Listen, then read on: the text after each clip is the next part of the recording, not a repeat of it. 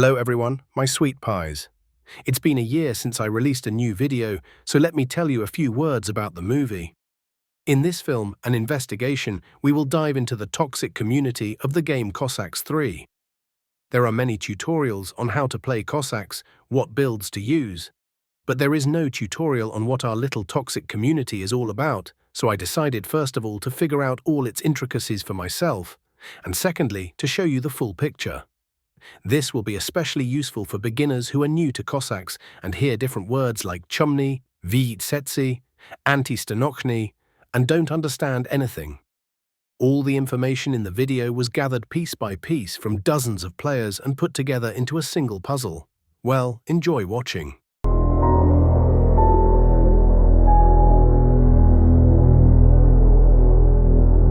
Tell me how your confrontation with the Plague crowd started, what it led to, and where things stand now. Well, it started when I first came to Cossacks. It was already 2022, during the war. I just came to play. I wasn't on any Discord servers. I don't really like socializing much. I had joined some Discord servers at some point, but I never wrote anything there and never even opened them. I only registered on Discord at the end of 2020. It felt like a useless program to me, so I came to Cossacks. This was already during the war, May 2022. I saw some fiery flame kind of thing, everyone being insulted in chat. Stuff about the war like, we'll crush you all, we'll kill all the men in Ukraine, and so on. I saw it and didn't react, because I had just come to play, that's all. Sometimes I answered like, yeah, you bought propaganda for $10. That kind of thing. I didn't know who that was, I'd only heard about him. And later I heard we'd played 1v1 back in 2020. I knew it was Chuma, but I didn't know he had a channel and couldn't find it. Back then he lost and everything was fine between us.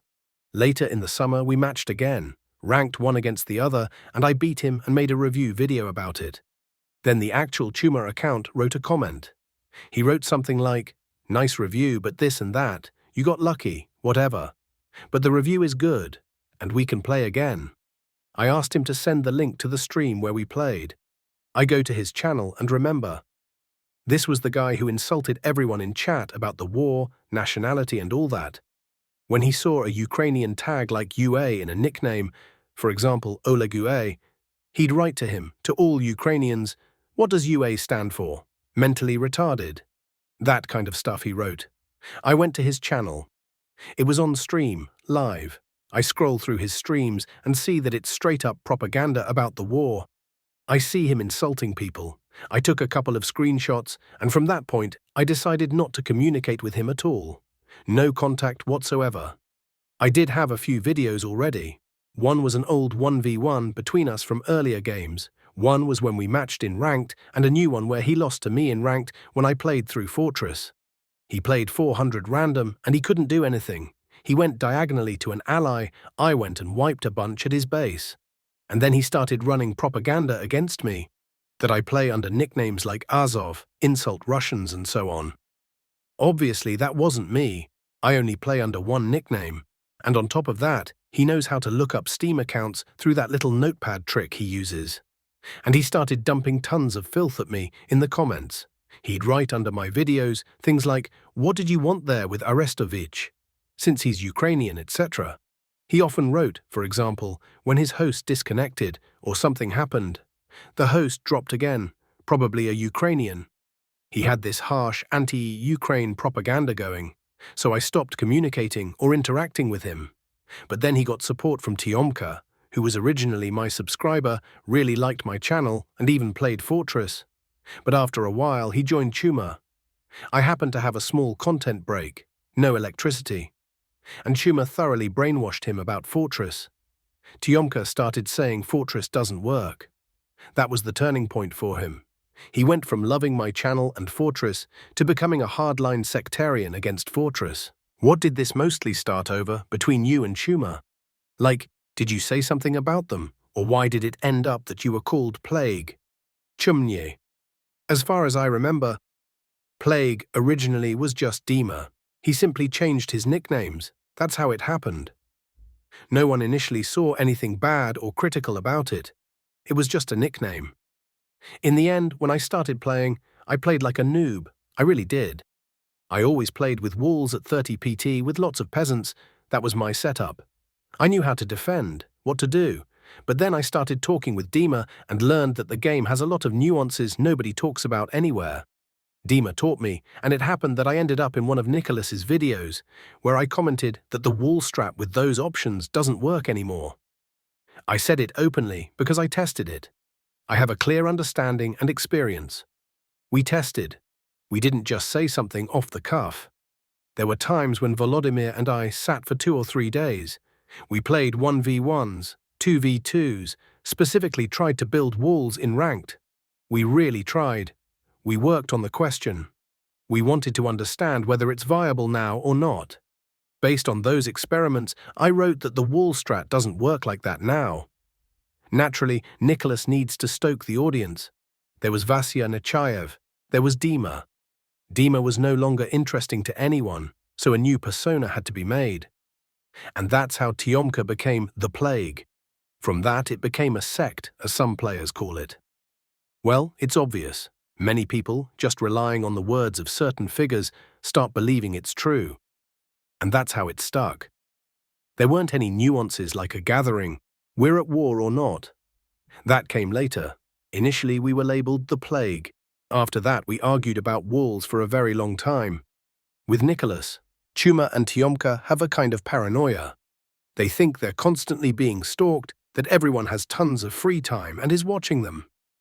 Chuma has said many times that I play under other nicknames, under Azov, for example, that I insult people, etc. And it's not just about me. He's been doing this for 9 years. For 9 years, whenever someone plays with the name Volodymyr, he says, "Oh, that's Panther playing under Volodymyr," or "That's Mario playing on that account." He's been like this for 9 years, everyone knows it. It's described in Orange's video. He has this fixation where he thinks it's always the same players everywhere, each with 10-20 accounts. Well, Chuma accounts, so he's basically judging by himself. Right, he has a lot of accounts, plus he borrows friends' accounts. He's played from practically every account he knows. He registered accounts in all the clans. Something like that, yeah. And when they were in the NF clan, where Orange, Fulcrum, Goga and Baton were, they had this thing where the strongest among them would take the weaker players' accounts and win ranked games to pump rating. Mostly Chuma and Baton, those two played for everyone. Chuma openly pushes propaganda on streams and directly insults another nation. Volodymyr replied to me, "Nicholas, it's just fooling around. He's messing around." I said, "What kind of messing around is that? There's an active war right now. He's directly insulting, rejoicing that homes are exploding. There was a case with our player Sviatai Tapok. He's from eastern Ukraine. His house was bombed. Chuma laughed about it at the time, and he and Tapok got into a verbal conflict on Discord.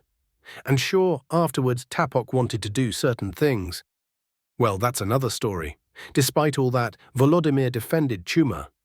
He wrote me a lot about what Chuma needs to do, so that I won't say anything about him. But I wasn't really saying much about him, just during spats or whatever. First, I condemned his propaganda.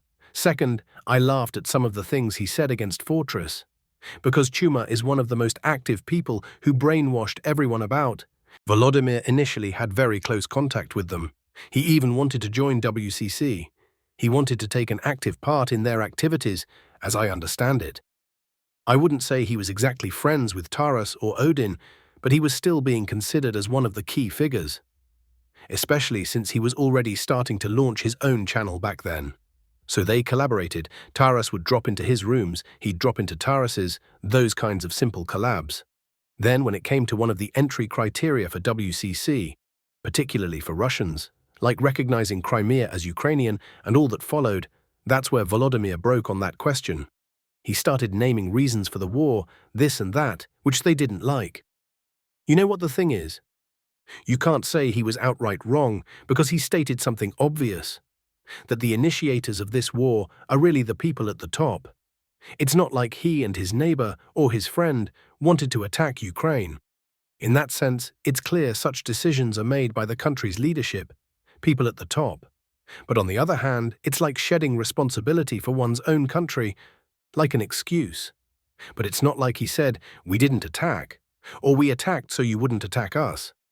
There was nothing like that. He just veiled it in his own way, shifted responsibility off himself, and they automatically labeled him a Savok. Basically a Vatnik, you know. Although, where's the Vatnik there? Yes, he tried to justify himself in his own way. Later, when he really got involved with the Plague crowd, when he started hanging out closely with them, I think you, once you were already subscribed to him, noticed how they were showing up on his channel more often. That was the period when I invited Volodymyr to the light show to sort out all these nuances. And that's when everything became clear to me. Not that he became a full-on Z supporter, but he became, ambiguous. Did people talk with him after the events of February 24th, 2022? Yes, Swan and Vion talked with him, and everyone played with him. Swan, of course, deleted those streams. There was a match, Volodymyr and Sugrzden versus Himars and Swan. They played together very often, talked a lot, and had great relations. How did it all change now? Well, exactly. Later, when Volodymyr started cozying up to the Plague crowd more and defending them, that's when people began to turn away from him. This shift happened around 2023. In 2022, absolutely everyone talked with Volodymyr. Odin treated him well. Basically, everyone communicated with him just fine. He could have had a huge audience, but he ruined it by defending Tuma too hard, pushing him everywhere and starting to spread some nonsense. The Plague stuff. Look, the Plague crowd. I have the worst attitude toward them, because these guys just ruin games. And on top of that, they try to push the idea that they're like gods who know how to play. In reality, they build their self-esteem at the expense of noobs in some ranking, and they play in some no-name rooms. That's the problem. Tuma does the same, creates billions of Smurf accounts, plays against noobs in ranked and in little rooms, and that's that. Honestly, I really don't like it. And earlier, even the guys from the KZ clan, Kazakhstan, thought I was also from the KZ clan. It's kind of a funny thing. Kazakhstan. Yeah. My nickname is KZRX8, and they thought I was the first player from Kazakhstan. Because I know they rack up a lot of wins. I've got 4 of them. Well, it's a bit complicated in this community, but they also thought I was from Kazakhstan. And a lot of people, when we used to enter the game, would write to me in Kazakh. I'm thinking, why are they writing to me? I don't understand. Everyone thought I was a Kazakh from Kazakhstan. Well, I'm from Kazakhstan, you could say, like I'm in the KZ clan, right? But I'm not in the clan. You know, among your Plague guys, there's also a player named Stalin. Not sure if you know him. I've seen him, but I don't know him. I also joined that room, played with him. Honestly, it gave me pleasure to beat him, since he was playing that 15-piet game, Russia versus Ukraine. I joined just to beat him. I even saved the replay for myself, how I play and mock him a bit, just for my own satisfaction. He wanted to mock others, but that's not okay. It's not nice, so I'll show him something, so to speak. If you go in to clown on him like a kid, well, yeah, he just needs to be beaten, so he'll sit down. We play for an hour and a half, I'm on a night shift, it's fine. I've got time, sitting, drinking a beer, and just playing with him. Pure pleasure. I understand your position this way. You allow them to play in your on-stream rooms simply because you treat Cossacks as a game, which is logical. And since Tiomka and Chumka aren't personally walking around with rifles on one side or the other, it doesn't really matter to you, because for you it's primarily a game. Am I getting that right? Or not quite? You understand it pretty much correctly, but I've already analyzed some things in my head.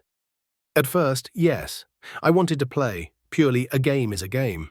I came because I was interested in playing Cossacks. I loved this game. Now I'm speaking in the past tense, because, well, you log in and you already feel like not everyone is happy to see you, and there's a bit of an aftertaste. Still, the game is really great, and I definitely don't want to leave it yet. About Tiomka. I don't know how relevant his opinion is, because he's a bit unhinged based on what he's said before. He also threatened me. I remember how much that set me off. He said something like, if I were in Moscow, I'd knock his teeth out. A rocket will hit him soon, and I'll be happy. Did you hear that? I included that clip in a video. You haven't? No, I don't remember that. Well, you can check the video where my friend played against Tiomka and then asked me to finish the match. At the start of the video, there's that Stalin clip where Tiomka literally threatened to kill me. saying a rocket will hit me soon, it'll kill me, and he'll be very happy. And then Volodymyr even justified it. He said Tyomka didn't mean it like that. Anyway, he talked a lot of nonsense, and he often said things like, soon we'll capture Kharkiv, soon we'll capture Kyiv. He said that on his streams. This was still in 2023. Many people keep trying to bring up that moment when I said about Nicholas that I'm really looking forward to a rocket hitting him, you know? I will never take back my words, never. But that's over the line, you understand that's over the line, right? No, look, it's over the line because that's how it was framed. I'll explain. You understand I'm not the one launching that rocket, right? Well, I'd like to. Okay, fine, I'll say it. I won't be launching any rockets. But I would like, in general, in the world, not tied to Russia or Ukraine or anywhere, that people who twist and distort facts like that wouldn't exist. Because it's precisely because of such people that problems happen. Why do AZT like to play 400 random Shire so much? Because it's basically a meme. It's a meme. That's why we like playing it. Look, if you open my streams, do it like this. Don't cherry pick, just open any 3 streams in a row. Count the total games, say 10 games on that stream, then count how many times I played 400. There are streams where I play it fully, yes, that happens. But here's why. For example, I Q ranked on stream with 1280 points. You understand what kind of ally I'll get, right? Always. And they try to snipe me on stream all the time. There are players who know exactly how matchmaking works. They deliberately dump points and duo queue to get in together. Then I get a complete noob on my team. Or the same situation where my teammate deliberately does nothing. I'm basically forced to play 400. I can't afford to sleep 30 seconds on 15 to Team 0 because that's a guaranteed loss. If I play 400, I at least have a chance, God willing, to delete one opponent and then brawl the second, because on my side there's, well, a donkey sitting. So that's how it is. But if you take the streams and actually count the games, you'll see it's just not true. Not true at all. It's like saying Swan always plays 4 stables with Horseshoe. That's all we know how to do, you know? It's not true. There's 400, there's age, there's everything. I agree, but all my games with Soprano, it's always 400 from him. For me, it's a meme too. Sanya doesn't hide it. He never leaves 400. We trained him and trained him. He reached a level where he could do a lot, then switched back to 400. We said, Sanya, it's time.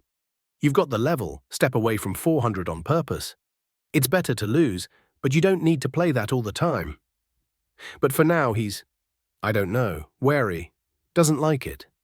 It's a game. Everyone plays how they like, you know? Yeah, of course. So he says, I don't want to, I'm fine with it, and that's that. He plays 400 consistently, sometimes 400 with age, and that's all, he doesn't do other stuff. Okay, I'll ask your opinion. I don't know if you've heard, but just the other day Hellbullet got kicked from WCC and lost his visa, and essentially now he has the same rights as you and Chumka. He can't participate in any tournaments, even though he's Ukrainian.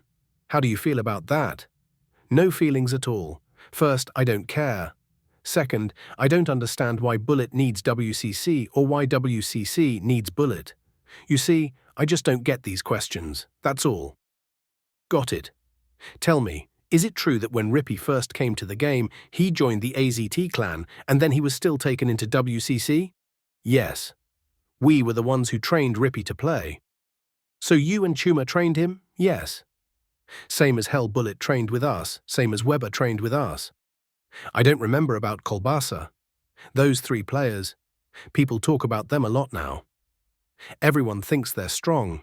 They're not. They're far from strong. They're definitely above average. They're good players, really well done. But they're not the center of the universe like they try to present themselves.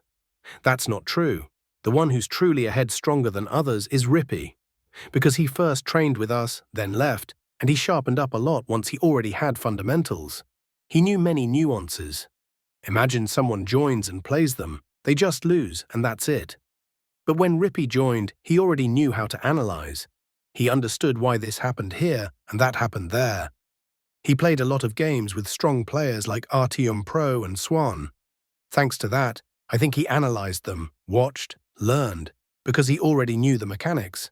and he grew ahead above everyone else. He's ahead above now. But still, I probably wouldn't call him top, though he's a strong player. As for, say, Hellbullet or Weber, no way. They don't even come close in comparison. It's a whole head-level difference. That much, yeah? So Rippy is AZT's pride? No, not pride. We don't take pride in people like that. It's not even that they're traitors. It's upsetting that there's no respect.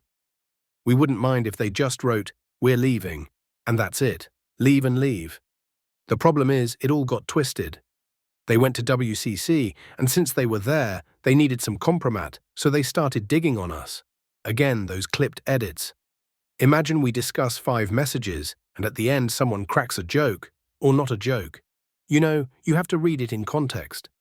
They cut it and show only that, while the 3 earlier messages that would completely change the context aren't shown. That's what's upsetting. For example, Hellbullet says he didn't train with us and he's such a self-made hero, yet you can just open my streams and find him there. Whether he says he learned to play in WCC or not, I don't care. The point is, we analyzed so many games and did so many trainings.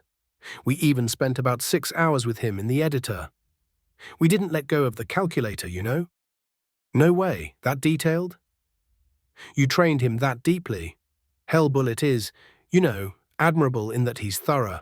He'll study all the numbers, literally every tree. That's true. Imagine how many tree patches we know. For example, a small dense one, a small sparse one with a single tree, one with just branches and no leaves. We knew every tree, every patch, how much it yields per minute, you see? That level of detail. Since I'm making a video, would you maybe like to apologize to Ukrainians for some of your words? Not to Ukrainians as a whole. I highly doubt I ever said anything aimed at Ukrainians as a people. No, because I have a lot of relatives in Ukraine. I have many Ukrainian friends, some still there, some moved here. It doesn't matter. It plays no role for me. If a person is good, they're good. The only thing I can say is, if somewhere in the heat of the moment, anger, some argument, I hurt someone, then yes, that's 100% my fault. If that happened, definitely yes. But again, everyone should understand that this is toward good people. Toward bad people, never. If someone doesn't feel guilty of anything, and I really offended them, then yes, I apologize. But if that person did at least something, if there was some spat or whatever, then definitely no. That's our personal conflict, and it has nothing to do with nationality.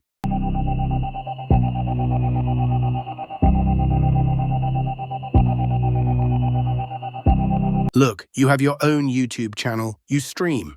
You get stream sniped a lot, and your rooms get ruined when you gather people to play. They interfere with the game.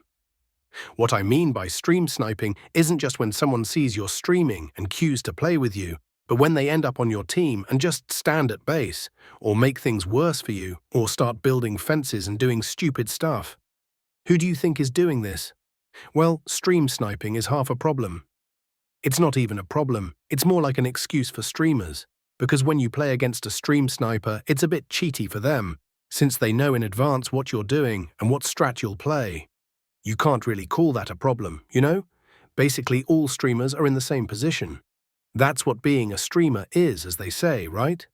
On the other hand, when they start breaking rooms, when they deliberately set you up as a teammate, walling you in with fences, or deliberately letting you get 2v1'd, that's outright sabotage, mischief, let's call it diversion.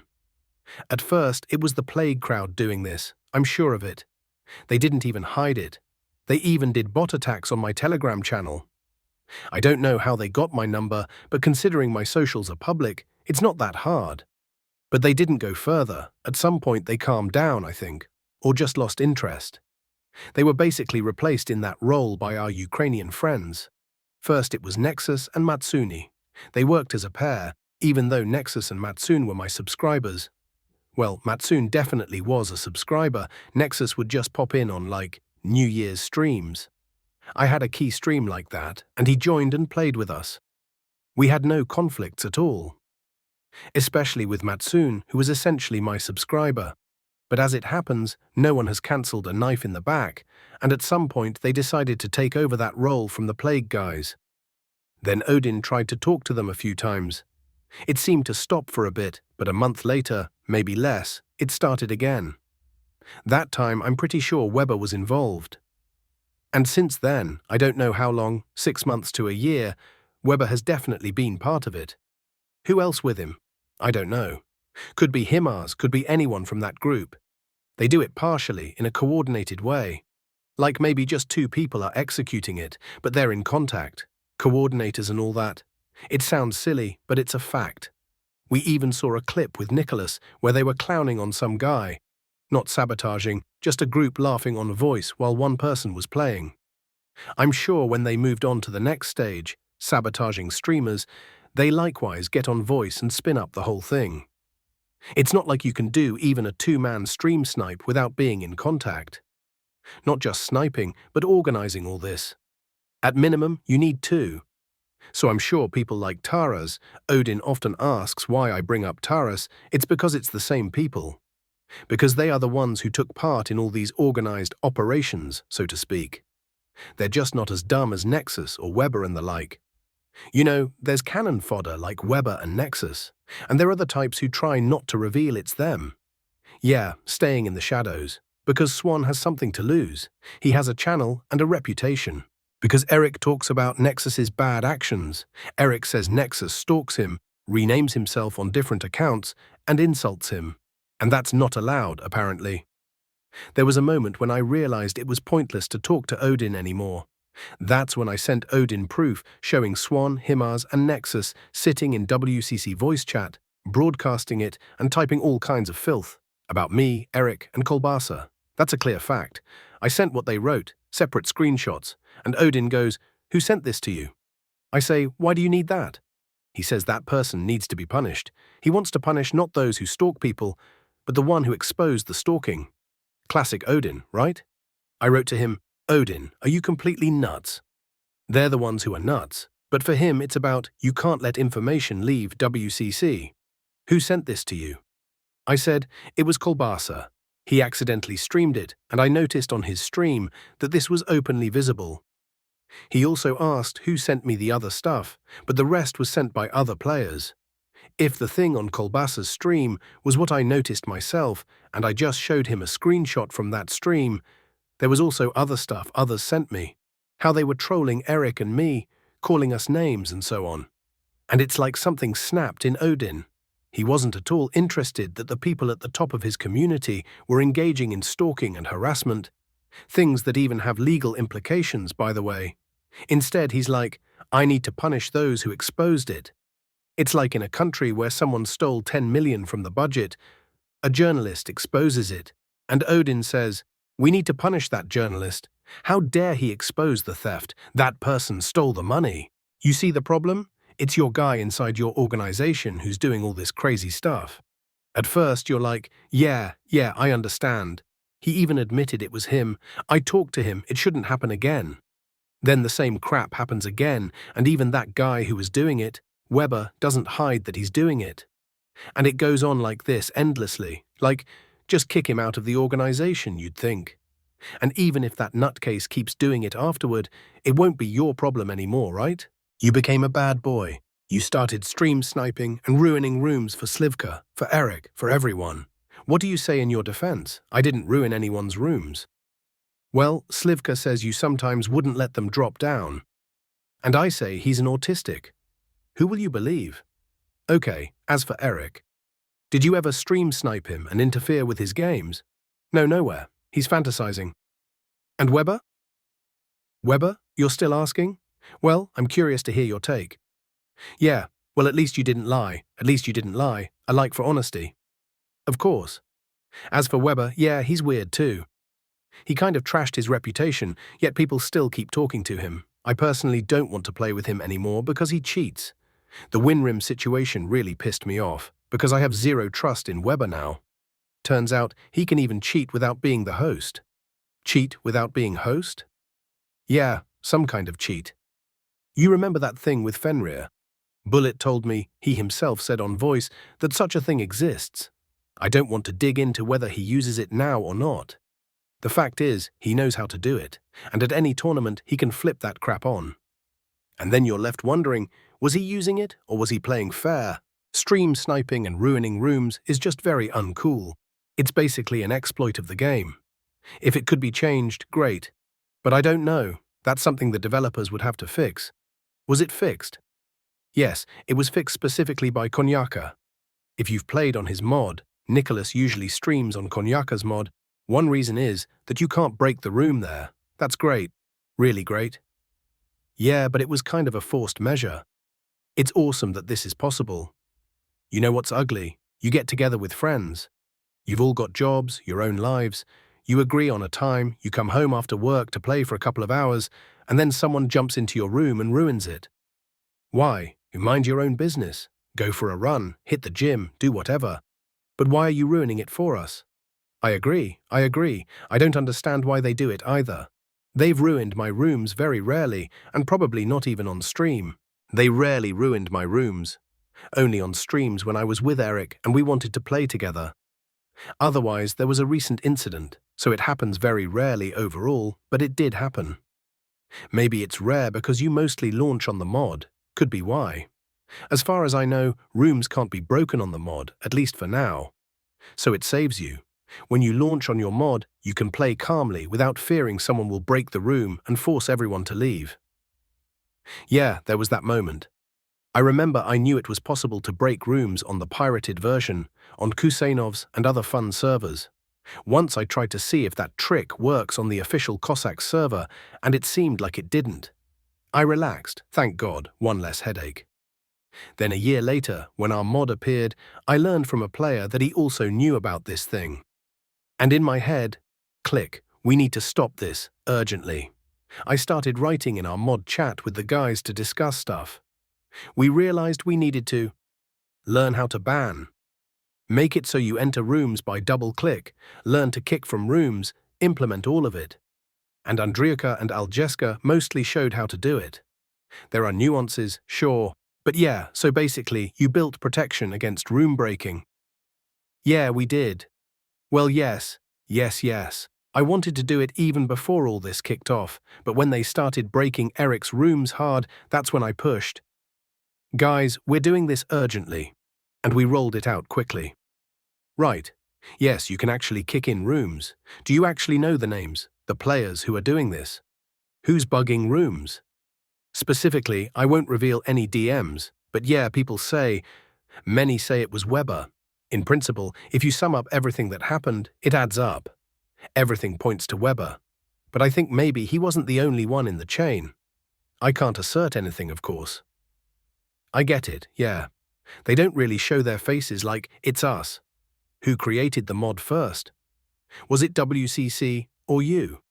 Who copied whom? I'm curious. Regarding WCC, I think it's clear our mod came first. If YouTube doesn't lie, if what I observed is accurate, then yes, we were first. So the idea rightfully belongs to you. To Andriuka, well, to you guys. Okay, I'm asking, because it's hard not to notice that nobody from WCC plays on your streams and on your mod. Just curious why. I don't know whether they actually don't play. Anything's possible, but as a kind of post-factum, probably because, as I'm told, I talk with various players with a questionable reputation. Well, Weber really does stream sniping. It's like, maybe things have changed. I haven't seen him for, say, 6 months. If something changed over the last 6 months, then I might just end up slandering the person, and I don't want that. But with me specifically, yes, there were situations when Weber and Kolbasa, back when they were still very close, they were really doing it. They had a third person too. We didn't know who it was. We guessed it might be Hellish Bullet. Anyway, the point is, the three of them would sit there and deliberately ruin everything. They switched to Eric at first. Early on, when Eric started raging, it was that same crew initially. That's what I call them, the crew. When they split up, maybe one of them got their act together, maybe not. I don't know, but that's how it was. And just so you understand, believe me, there are a lot of stream snipers like that, besides Weber and Kolbasa, tons of them, and really to the point that there are many we might not even know about.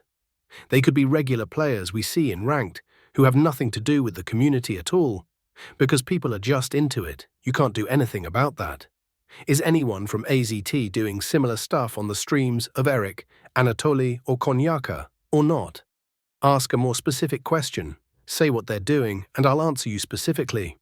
Breaking rooms and interfering in Cossacks. Interfering with playing Cossacks normally. Look, no one's breaking rooms. None of us knows how. I could find out how to do it, but I'm not even interested. But that's not the point. Second question. Interference. I'll explain why I can't answer with a straight yes or no. In general, we don't want to interfere with anyone. But we can join any stream and try to play. Because we want to. Why the either-or problem happens afterward is this. Say I end up with Eric, either on the same side or against him, or with Vladimir, any streamer really. I understand my capabilities, and I understand that, if needed, I want to create an interesting game, specifically the kind that the stream audience will enjoy, something fun to watch, where things aren't so clear-cut. I can allow myself say, if I see Vladimir is getting pushed, I won't go save him, so he switches to my side. I'll go knock out his ally instead. Or we'll do something interesting. But often, when there's a stream and I start doing something, Vladimir just leaves. Eric has that happen too, so the point is, I didn't mean to interfere, I genuinely just wanted to play. But they got worried, either about my base and I got wiped quickly, or about their own base, and didn't want to keep playing, so they just quit. That does happen, but very rarely. In all other cases, games with us are very interesting. So you understand about the ATZ clan and all our AZT, ATZ stuff. When all those Chase the Donkey cathedrals started, Eric was making rooms, Nicholas had rooms. We specifically join games that streamers host in rooms, not quick play. In 90% of cases, one of us is there. You get it, right? And really, have you ever seen a problem we created? Show me at least once where a person caused a problem, like, here's what happened, this and that. I'll tell you if it was us or not. But there hasn't been a single such problem. We keep playing. We're just forbidden from playing under our nicknames or something else. Even though we win very often. And we can lose too, nothing critical. About stream sniping, yeah, it's uncultured. We can't forbid people from doing it, but it's uncultured. Alongside that topic, there's another one few people talk about. Staged games. Staged games. I'm naming names, Nicholas, Grand and Svan. There aren't many other streamers. There's also Eric, but I haven't seen a single staged game with him. What do you mean by staged games? Look, here's the most obvious example. We go to Grand's stream, he deleted it. He's playing ranked. It says top 100, he's pushing into top 100, everyone's foaming at the mouth about it. I join, start playing with him, and I see they're in the same room. It's me, Nevostosha, Svan and Grand, only Grand is playing under his own nickname. You get it, right? For example, Svan ends up with Grand, and Nevostosha deliberately throws the game. So fine, we could have lost to them fair and square, whatever.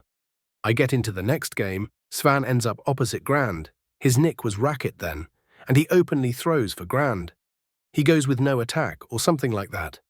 Basically, when Grand tries to hit top 100, on streams it's his unconquered summit. I join the stream, and he can't manage it. Many players help him, people from his community. They set up staged games in ranked, that's one. They change their nicks, make it look like they just lost to Grand or Svan too. With Svan it's even more extreme. Just so you understand, I saw old players who hadn't logged in for 5 years suddenly come back just for this. Tiomka admitted that those AZT guys play on Eric's and Nicholas's streams all the time, and it's like there's no point for them to break those rooms because they're playing there themselves. But you get that it's AZT. I've got info that they even taught some dudes how to crash rooms, kind of. So yeah, I personally don't even doubt that they deliberately gather somewhere in some basement they sit in and specifically crash rooms. Like, seriously, they're AZT folks. They can't live without doing nasty stuff. Got it. Tiomka also said he basically ended his streaming career because of you and because of Wiba. Since you stream sniped him, you could take that as a compliment, I guess. Oh, nice. Well, nice. On one hand, it's nice. On the other hand, I think maybe you overdid it. Like, if you'd stream sniped him in doses, he would still be doing it, and you could still be sniping his streams. But you missed that window. You overdid it. He burned out too hard, and that's it. He hasn't streamed in a long time. No, I think here's why Eric managed to endure it, and Tiomka didn't. I think Eric didn't get it as hard as he did. No, Eric got it even harder than Tiomka.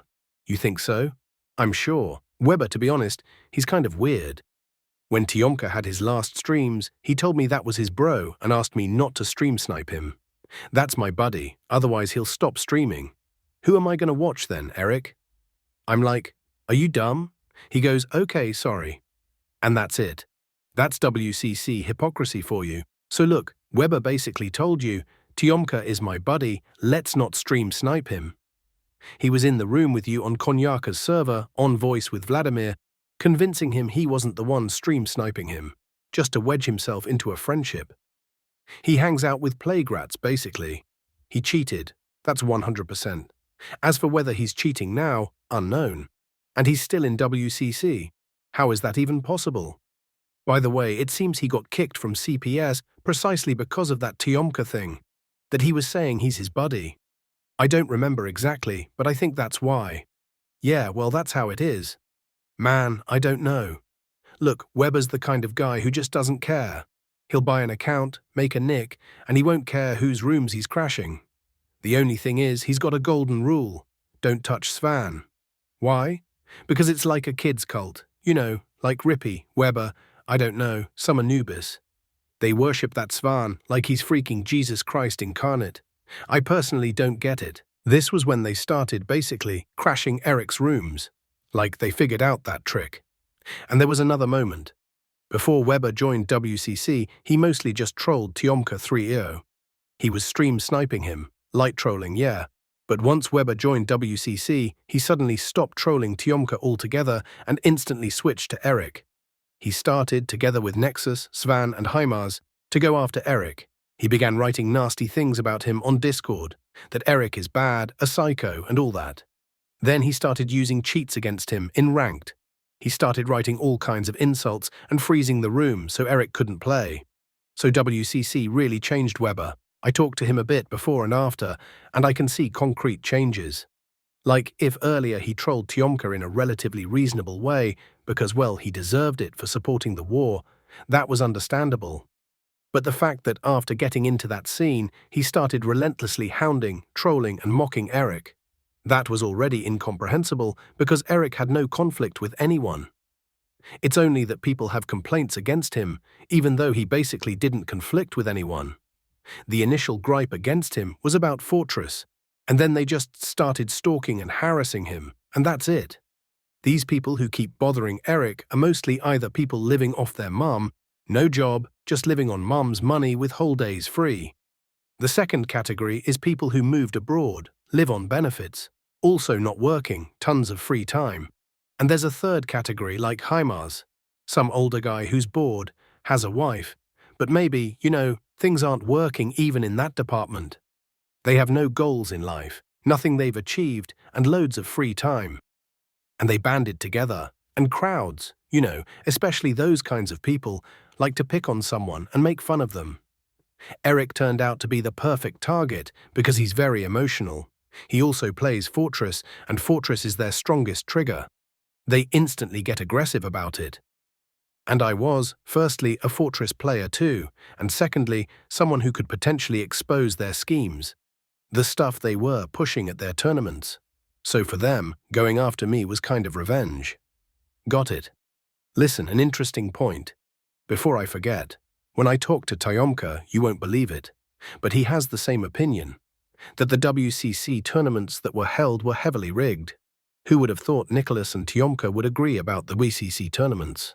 So there are plague-ridden ones in the ECC? Well, it's not that important, but yeah. So after all, there are. Listen, then wait. One more quick question. Do you guys still participate in WCCC tournaments, or do their checks actually help catch you? No. No, we don't even go through registration. We're not interested in playing staged games.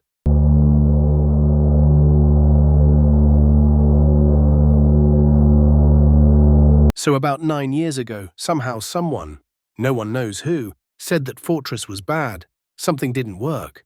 It spread like a virus. Players said it, all the top bloggers said it. And at that point, no one even planned to try it, to see if it works or not. The same was said about the 15 PT option and the 20 PT option.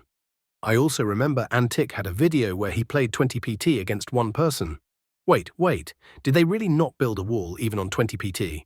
No, on 20 PT they did build walls, but on 20 PT they still hated on players who played with walls. Like, Antic has a video where he plays 1v1 on 20 PT. He, of course, goes on the offensive, and there's a wall. Oh, a boxer, will crush him in his box. And so on started. That whole box builders are noobs, and so on. The opponent there was weak, but Antic isn't a strong player either.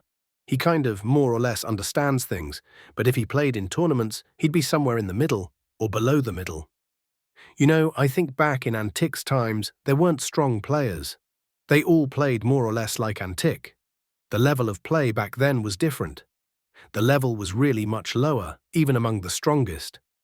But there were already players like Artyom Pro, Samras Ayanyok. They could wipe out 2 Antics. So there were strong players, just not many. And tournaments were run by the company itself. GSC. There was a prize pool, like $1,000-something, around 1,000. Mostly the same people played, no more than 30 players. I never saw Antic participate. It was mostly the same ones we still have now. Antoha, Baton, Artyom Pro, Rasanyok, some others. Maybe Goga others, Orange. The same folks participated. And basically all of them were stronger than Antic. If you compare that level to today, sure, he wouldn't be much weaker now. Not strictly weaker. The level back then was just much lower because there wasn't any super coaching, and there weren't tons of different opening tactics. Now there are a lot. Back then, people played almost the same strats. 400 rounds, 4 stables, pikes, the basics basically. No super defensive or unusual tactics. It was such that everyone roughly knew what the other would play. They could even predict it, and the level wasn't that high. If you take those players and pit them against today's new stars, they'd struggle if they don't know the new tactics. It would feel unfamiliar. For example, when I started playing Fortress from the very beginning, many top players I faced didn't know what to do and lost because of it. They were used to thinking Fortress is for noobs, and they didn't know what to do against it. They attack a fortress, hammer a breach, and I slip into their base from the side. Then they go through the breach, and I, say, cover them there. If they can't get through the breach, I've already flanked halfway across the map or slipped into their base. Constant maneuvers they weren't ready for. I have old videos against very strong players from that time. Artvar, Mario, Samosa, Maestro. Pretty much the whole top 100. Chuma, Vasya Nechayev, Frag. They each have a few games in my old videos where they lose to Fortress. Of course, Fortress didn't always win, but it won very often, even against serious level players. And I basically came to Cossacks at the end of 2019, when I discovered Cossacks 3. I was shocked because I wasn't playing games at all then. I immediately downloaded a pirated copy, beat 7 Impossibles, then bought the license. I started playing and at first didn't even know ranked existed. I wasn't watching anyone. I'm playing thinking, why isn't my rating growing? I had played like 100 games, won 90, lost 10, rating stayed at 1,000. Then I noticed the quick play button and realized that's where you have to play. I started there, began climbing the ladder, and 80% of the time when I climbed, I got very weak opponents who got wiped in 20-30 seconds. So I'm wrestling with my opposite, and the diagonal one is already flanking me. Then I thought, what can I do to avoid that? How do I stop getting flanked while I'm still fighting the one opposite me? Because it turned out they had one strong, one average. I was the only strong one, and my teammate knew nothing, a noob, getting wiped in seconds. That's when I started doing Fortress. The first month, my task was just to finish building it. Then, after I could finish it, the task was how to defend it. That's when I learned to place multi-barrels under the walls. No one ever did that. And I developed the economy it needs. I focused on mines first, because that's pure resource. Then when the wall finishes, I immediately max stone upgrades and start stone extraction. So at minimum, my economy will be ahead of the opponents, because stone economy is the strongest. and I had a 100 sec raid running. With that raid, I'd either destroy part of their economy or just distract them so they couldn't leave base properly, since I didn't throw away my 100 sec. If I saw my base was fully guarded, I could just break some fences and run back. When I saw them moving out again, I'd send the sec at them again. And this is important because Goga said something in his hour-long video where he cried about how Fortress beat him. He said a decent player can fend off sec, but when you're fending off sec, you're sitting in your base. And that's already a plus for Fortress. The point is, if I slip in with a little group and see the whole army is there, I just pull them back and wait until he moves out. My group is ready, and if I see him move, I slip back in. Meanwhile, my fortress is on a stone economy. Upgrades are rolling. Attack upgrades. Everything else. He, for example, spent coal on attack upgrades or horseshoes, and I'm on stone. So I quickly age up, and that's when my 10 cannons start rolling because I have lots of stone. Then it's hard for him. I've already slightly overtaken his economy, and even if his army is a bit bigger, I have more military buildings. Over time, I overtake both his army and economy. That way, you could beat a player who doesn't use Fortress and plays fast attack.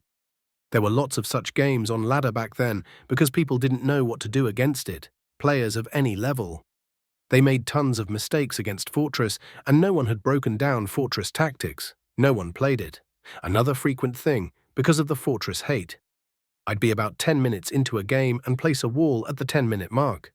As soon as I put up a wall, my teammate would type "noob" and leave or throw insults. All of that was due to mass propaganda that Fortress is for noobs, Fortress is bad, etc. Meanwhile, there weren't players who could actually showcase Fortress. Even strong players didn't try to build it because they'd already been told it's a non-working tactic. Everyone believed it, unanimously. I often had it where I laid the foundation and my teammates started typing trash. "Oh, you're building Fortress, you're dumb."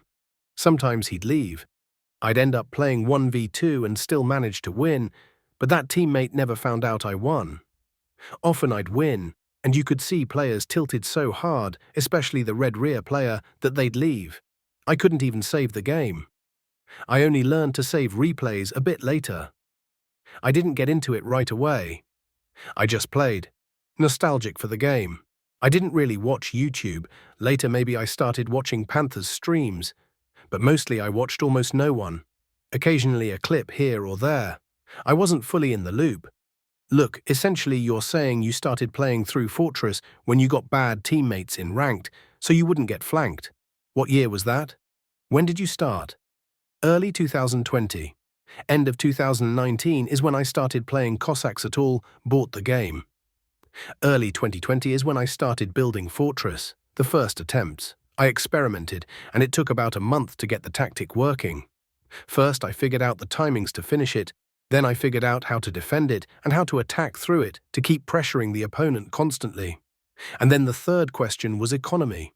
Fortress stands on 3 pillars: defense, economy, and maneuvers.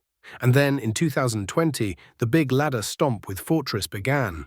Lots of people wrote to me, "Why are you playing Fortress?" Chuma wrote something too, but I didn't really know Chuma then. I'd just heard there's someone named Chuma. You mentioned the wall, talked to many people, and you're considered one of the founders of the so-called anti-wall crowd, those who don't like playing with walls and think the wall is a bug. Tell us more about how you came to that and why you think so. That's not quite right. You're not interpreting my point correctly. I'm not saying the wall doesn't work. There's no such claim. Any tactic is good in its own way, in its time, and believe me, good ladder players are valued for winning more often because they know what to use and when. As for the wall, what am I actually saying so it's clear? I'm only saying that under current ladder options, the wall doesn't work.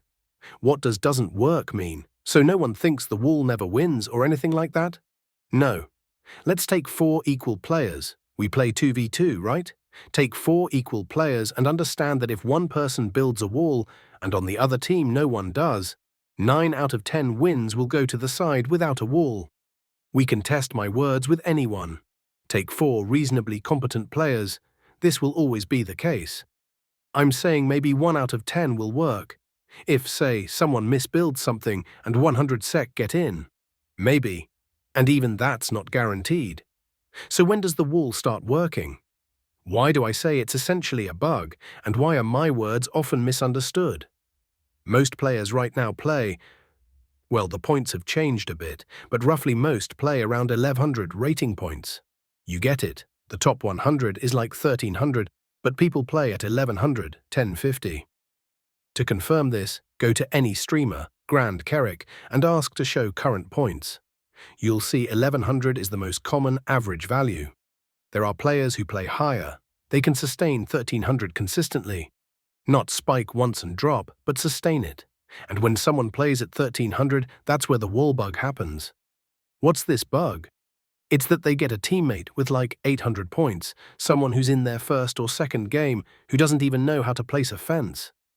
Sometimes we spawn in the dark, and that teammate starts fighting me because I'm the only thing he sees on the minimap. He can't see anything else. It's all black. He's literally fighting me at the start. Those are the teammates you get. What happens then? I'm effectively playing 1v2. My partner's gone. On the other side, you have two average players, one of whom is building a fortress, and this is where that exact 2v1 moment occurs. Not just taking turns trading blows, it's a real bug. What's a bug? It's a design flaw, an issue with the rating system. It exists because no one is maintaining the game. That's where the wall bug starts winning, and then you randomly get videos from Nicholas, like the wall works. Look at Eric, for example. Remember the early days of Eric's channel? At first he said, wall is OP, everything's great. Then on every stream he was saying, man, the wall probably doesn't work now. And eventually he started snapping on stream, Nicholas, please show me how the wall can actually carry in ladder right now if it's impossible. And that's not even my claim. That's from people who actually play with walls. Yes, if someone tanks their rating down to 1100, they really can win in Fortress maybe 3 out of 10 times. Because they'll get opponents where that's possible. But otherwise, in ranked right now, the wall is unplayable. If, say, they add 20 minutes of peacetime to the ranked options, everything changes abruptly. I'd immediately say Fortress becomes viable because there's more time. But not on 15 PT, and not in 2v2. In 1v1, maybe. And even then, your opponent who doesn't use a fortress would need to be a bit weaker. If you have two truly equal opponents, then even in 1v1, the wall won't win. That would be the exception, not a deserved, repeatable win. Why are there anti-wall players? I mean, why do they mock playing with walls? It's just one tactical variation. Why dislike it so much?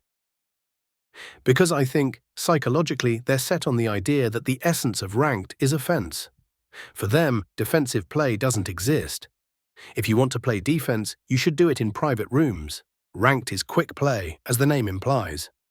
By Goga's logic, you build an army in 15 minutes, set up your economy, then head out into the field and slug it out. May the best win. That mindset probably existed until the idea emerged that you can also play from defense via a fortress. So those who play through Fortress are something different to them. Yes, they're unable to accept that fact. Not exactly conservative, more like people who can't accept the existence of other approaches. That's why they react this way. Defensive strategy has always existed. It didn't just appear yesterday, and they can't accept it. It's always been there.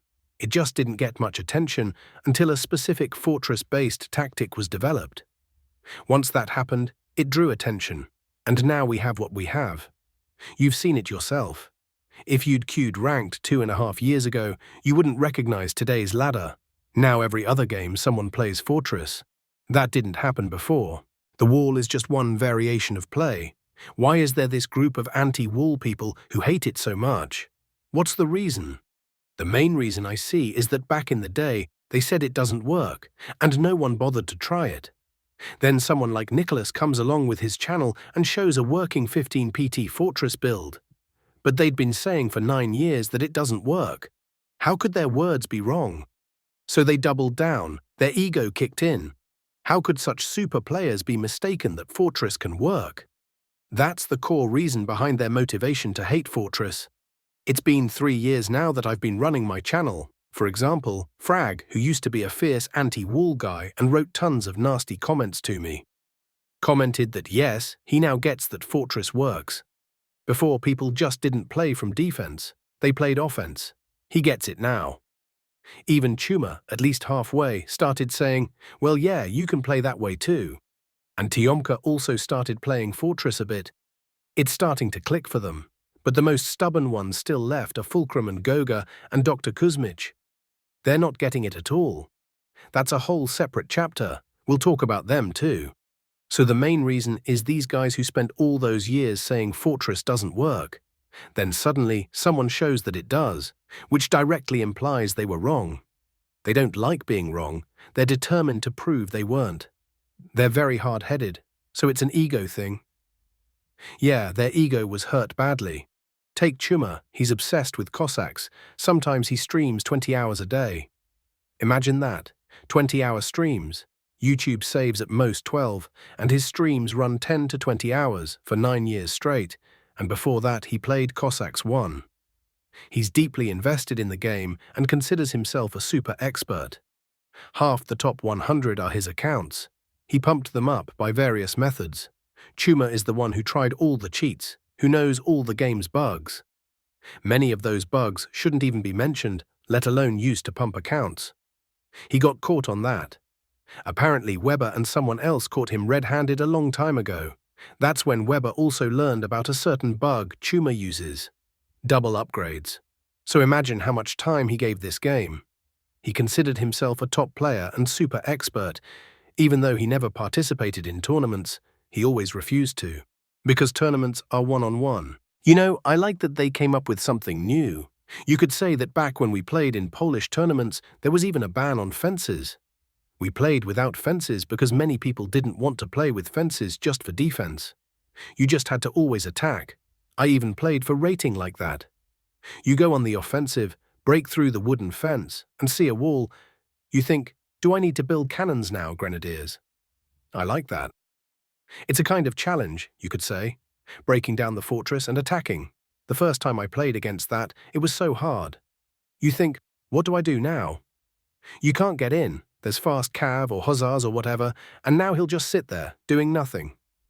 And you have to figure out a way in.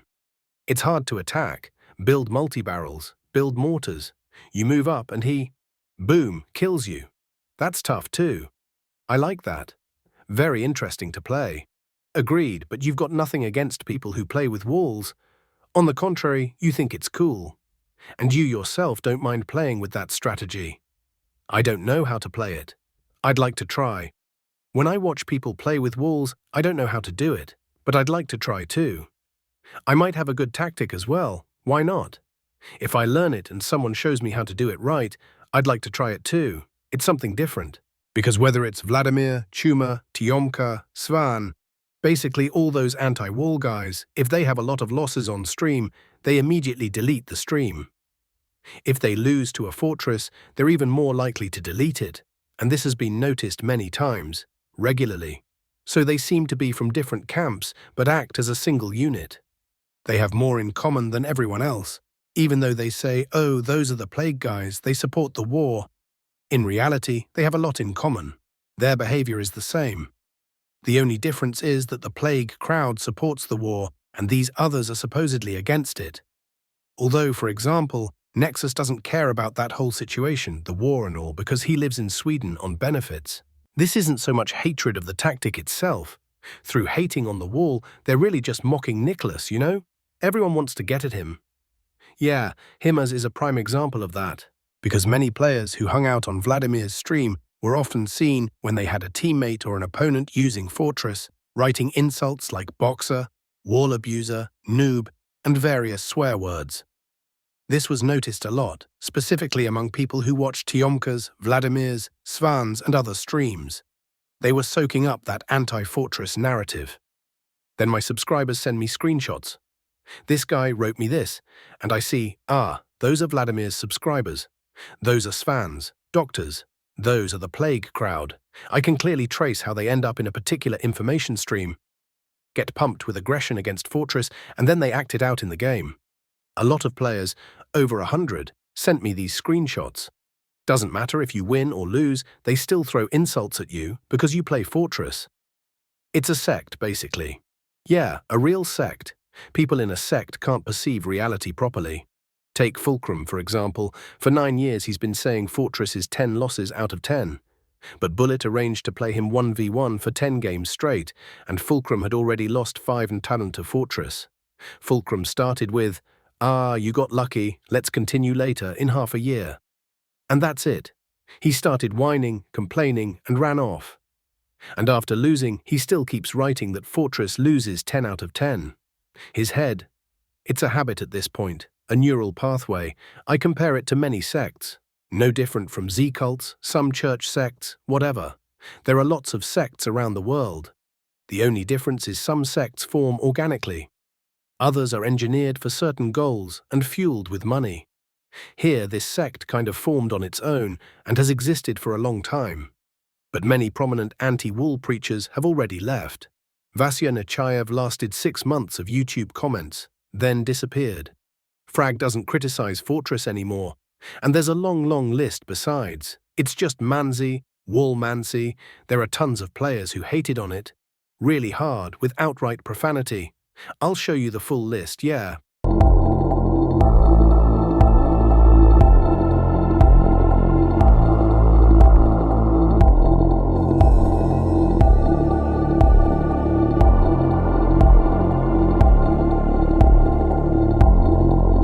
Alright, let's talk about the tournament Fenrir organized back then, about 2 years ago if I'm not mistaken.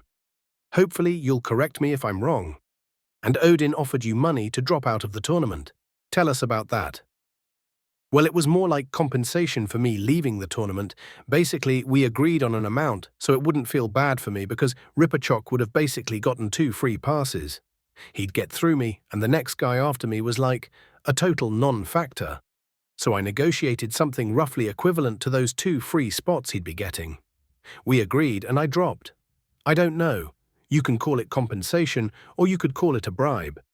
Because he was telling the Poles like, drop out, those are Z supporters, Wotniks. Are you supporting them?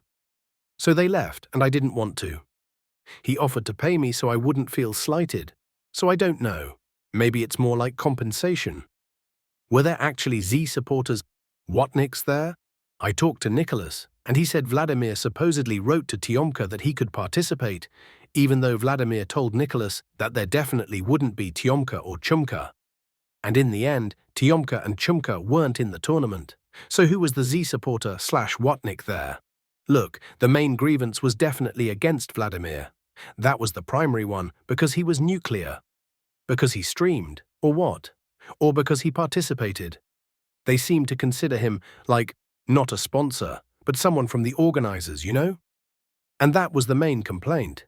I told Odin straight up that I'd asked him not to stream my game and then there'd be no complaints. You get it. The complaint was about Vladimir.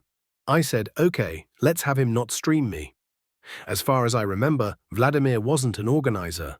Either he put in money himself as a sponsor or one of his subscribers sent it through him. I don't remember exactly, but I clearly remember he had some relation to sponsorship, so Fenrir couldn't just tell him to get lost. I mean, telling a tournament sponsor to get lost would be unpleasant, right? Agreed, but Vladimir himself didn't participate in the tournament. Yeah, Vladimir didn't participate, so none of the Wotniks participated in the tournament. The only issue was that Vladimir might stream some games, so that's all it was, basically. Well, as far as I remember, Vladimir invited Tiomka, even though he'd said there wouldn't be Tiomka. It's all good, guys. But he invited him anyway. Then there was Boris, I think. Do you remember Boris? No, don't know him. Anyway, a weird dude wanted to go to the dacha with Tiomka and Chumka. Yeah, but it didn't work out. Still, they were super tight. That I remember for sure. So the main complaint from Nicholas towards Vladimir was that Vladimir invited Tiomka, even though he'd told everyone he wouldn't. I don't remember exactly. Maybe he invited him because people were already leaving the tournament, to fill gaps, and he just invited him on the sly. Like, Tioma, hop in, they'll be happy to see you. If I'm not mistaken again. But in the end, Nicholas said, no, that won't happen. And ultimately, Tiomka didn't participate, right? Honestly, I can't even recall anymore.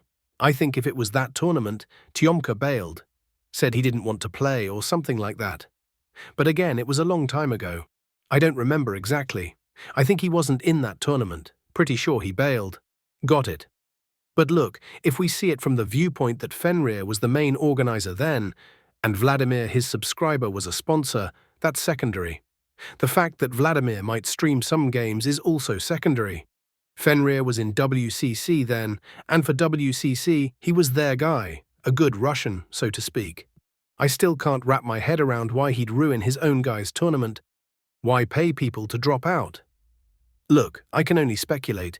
Maybe Odin was so principled that he didn't want Russians doing content. That was the main complaint about Vladimir.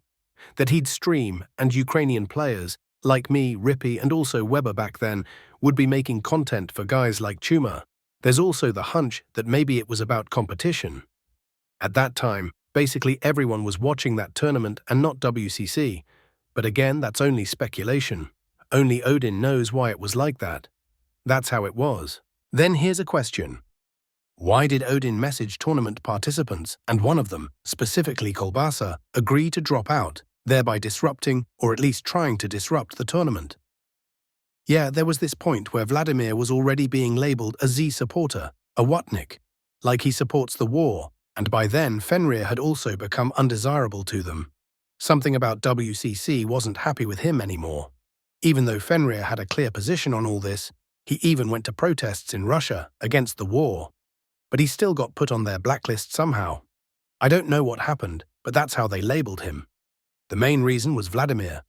Also, Vladimir added Tiomka to the tournament server we created, even though he absolutely wasn't supposed to be there.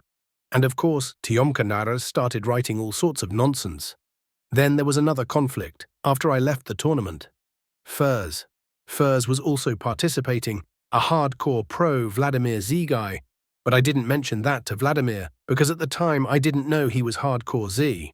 Anyway, it was constant nonsense from Tiomka and from Furs. At some point they wrote stuff like, "You should be killed with rockets," that kind of thing. I wrote to the main folks, Fenrir, Vladimir, the organizer, and others, saying, "If you don't remove these unhinged people, I'm leaving the tournament." Nobody removed them. Fenrir wrote something, those messages got quickly cleaned up. I just withdrew from the tournament. Later Vladimir lied like, "Oh, I don't know why Nicholas didn't want to participate, even though my position was crystal clear. There were two crazies threatening Ukrainians with rockets. We'll make some rockets and kill everyone," and so on. I can send a screenshot, but everyone's seen them. Someone even showed them in a video. That was the main reason I left the tournament and basically stopped communicating with Vladimir. So what happened was, first, Vladimir didn't keep his word. You could say he betrayed it. Second, he refused to enforce anything. He didn't want to remove those two, Tiomka and Furs, who were writing that garbage at the time. Many in chat were saying, "If you don't remove them, we're leaving." After that moment, when they weren't removed, many players left the tournament. There were supposed to be 16 players in the main stage, and 6 of them left, Poles, Ukrainians, and maybe some from Russia. So by supporting those unhinged guys, against his own interests really, Vladimir basically wrecked his reputation completely. And Odin, essentially, offered Kolbasa money for this, first 500 hryvnias, and Kolbasa haggled it up to almost 1,000. Kolbasa's our Cossack, he'll haggle. There was also another angle. Boris, the main sponsor, was supposed to put up around $1,000. He kept teasing and mocking Kolbasa, so Kolbasa had extra motivation to leave, and have his cake and eat it too. Everything lined up for him. I left because I won't be in communities where people threaten murder and so on. That was my reason. With Vladimir, that's constant, yeah. That's how it went. In the end, the tournament somehow took place, and Boris paid the full prize pool to Fenrir. Fenrir even chipped in some of his own, something unclear like that. So do you know of other situations where WCC or specifically Odin interfered with other servers' affairs or tried to impose their will on other Cossacks players? I remember we wanted to run a KGR tournament and they raised an issue about why I was participating. I mean, it was a KGR tournament, and I'm also in the KGR clan. The question, as I understood it, was whether I would play. KGR even had a discussion in our chat about what to do. In the end, it seems they accommodated Odin. That's how it ended up. Then there was the ICL tournament, Surge's. You know that tournament? Yeah, I know Sergo. There was a complaint about why Ololo and Pauk were participating. They agreed that to avoid problems, they'd voluntarily withdraw so there'd be no issues for Sergo. But it was precisely because WCC approached Sergo that he even had that thought, so there'd be no complaints and there'd be a collab with WCC. After that, you found a bunch of CPS clan members in that tournament. You can check the participant list, you'll see a lot of CPS there. Basically, was it Odin requesting that certain people, like Ololo and Pauk, not participate in the tournament? Yes, the problem comes up when they start telling absolutely everyone what to do. Like with the ICL server Serge created. He set up a server, decided to run a tournament, and Odin immediately told him there are certain people they, for some reason, and without any proof, labeled as the Plague. Fenrir, Pauk, and Ololo, and all three are actually very strong players. For example, you and I might not care that much about frequent tournament participation, but since they're pro players, it's important and interesting for them to play with other pros, people who play well. And because they supposedly don't have a visa and got labeled as Plague for no clear reason, they can't even take part. And if Serge said no, they will participate, then, as Odin wrote, no one from WCC would participate. He'd just DM everyone saying, you have no right to play here. And it's like that across the board. Doesn't matter if the Poles run a tournament or someone else does. Odin will message everyone and say either, you follow our rules, only those with a visa can participate, or goodbye, or you're Plague too. You can look at this situation from two angles. On the one hand, I get it. If you're ideologically driven, it would seem illogical for your ideological comrades to go play in other tournaments with people you consider beneath your dignity to associate with. On the other hand, it's messed up, because you're basically coming into someone else's garden and imposing your ideas there. Okay, you made your own internal tournament. Hard to call it international, honestly.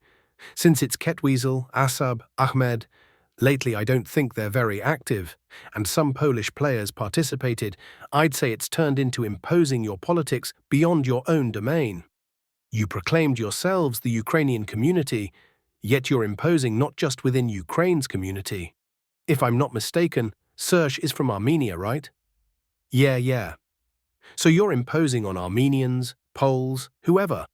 The point is, if I lived in a conditionally neutral country and knew about a conflict between two other countries, I would, on the one hand, absolutely support the victims of aggression and condemn the aggressors. But that doesn't mean I'd accept someone like Chuma either. The way we see him is the same. So they see it their way. And the conversation wasn't even about Chuma, it was essentially about Fenrir and what? Pauk? As for Pauk, I don't know. He's either relatively new or took a long break. But Ololo and Fenrir, as far as I understand, were already close to WCC. At least Fenrir definitely was and participated. Fenrir was on WCC in general.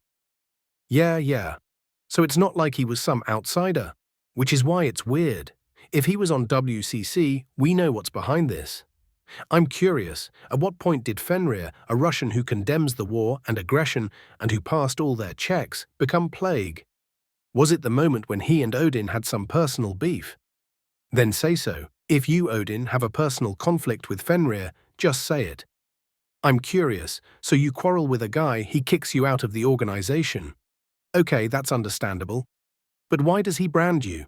If Fenrir is Plague or a Watnik, how did you even accept him in the first place? A person can't just suddenly become a Watnik ZZ supporter overnight. Even those disappointed in Ukraine for some reason are unlikely to suddenly become Watniks, Z supporters, to the point of foaming at the mouth. Maybe only the most far-gone would. This means WCC deliberately, even with people they didn't gel with for whatever reason, not necessarily political, will continue to brand them. Instead of just letting it go, live and let live, they keep going with, if you're not with us, you're our enemy. They have no other mode. It's known that if you don't have a so-called visa on WCC, you can't participate in any tournaments. Essentially, that's a common grievance against them. It would be one thing if they created their own server ran their own tournaments there, and made their own rules.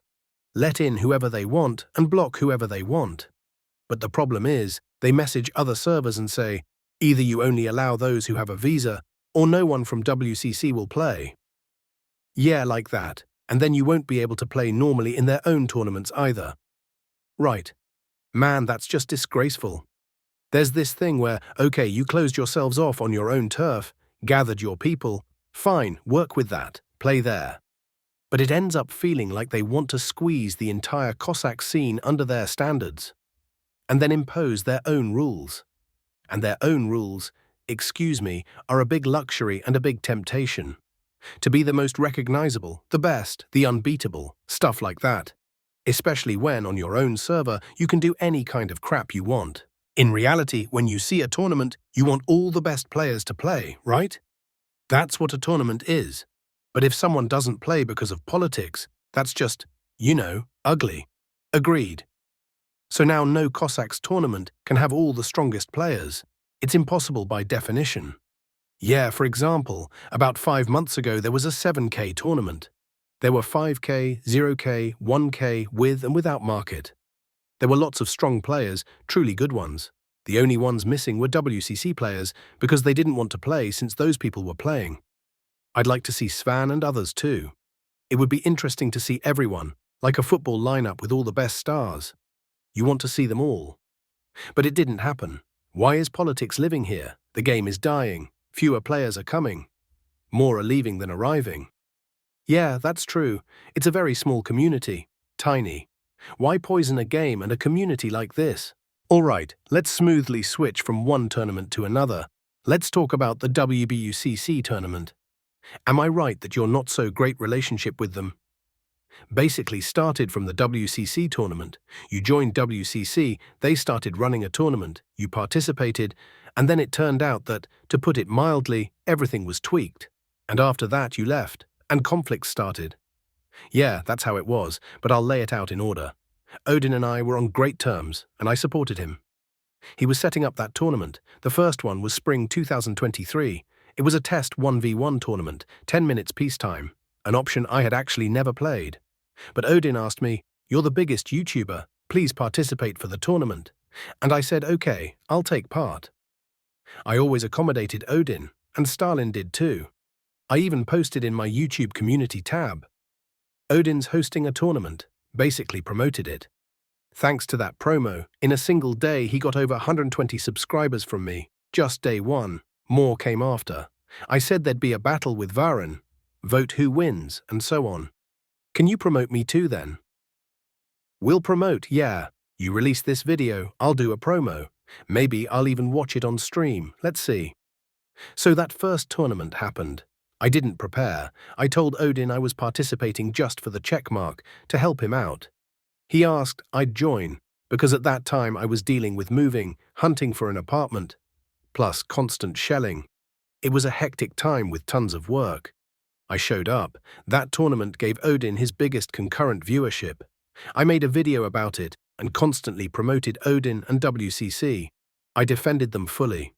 The main WCC critics were Vladimir, Chuma, and Tiomka. They were spreading nonsense. I defended WCC hard and promoted them. Every video had a link to Odin, a link to their site. Then that test tournament ended. I look at the results. Players who showed absolutely nothing, but their Svans and Dr. Kuzmich's friends somehow ended up way higher than others. For example, Himars. He played like a total noob in that tournament, yet he ranked above me and others. I'm thinking, how did that happen? But I thought, whatever, it's a test tournament, I don't care. People also messaged me asking what was up with the results. I said, guys, it's a test tournament, forget it. Maybe they made mistakes.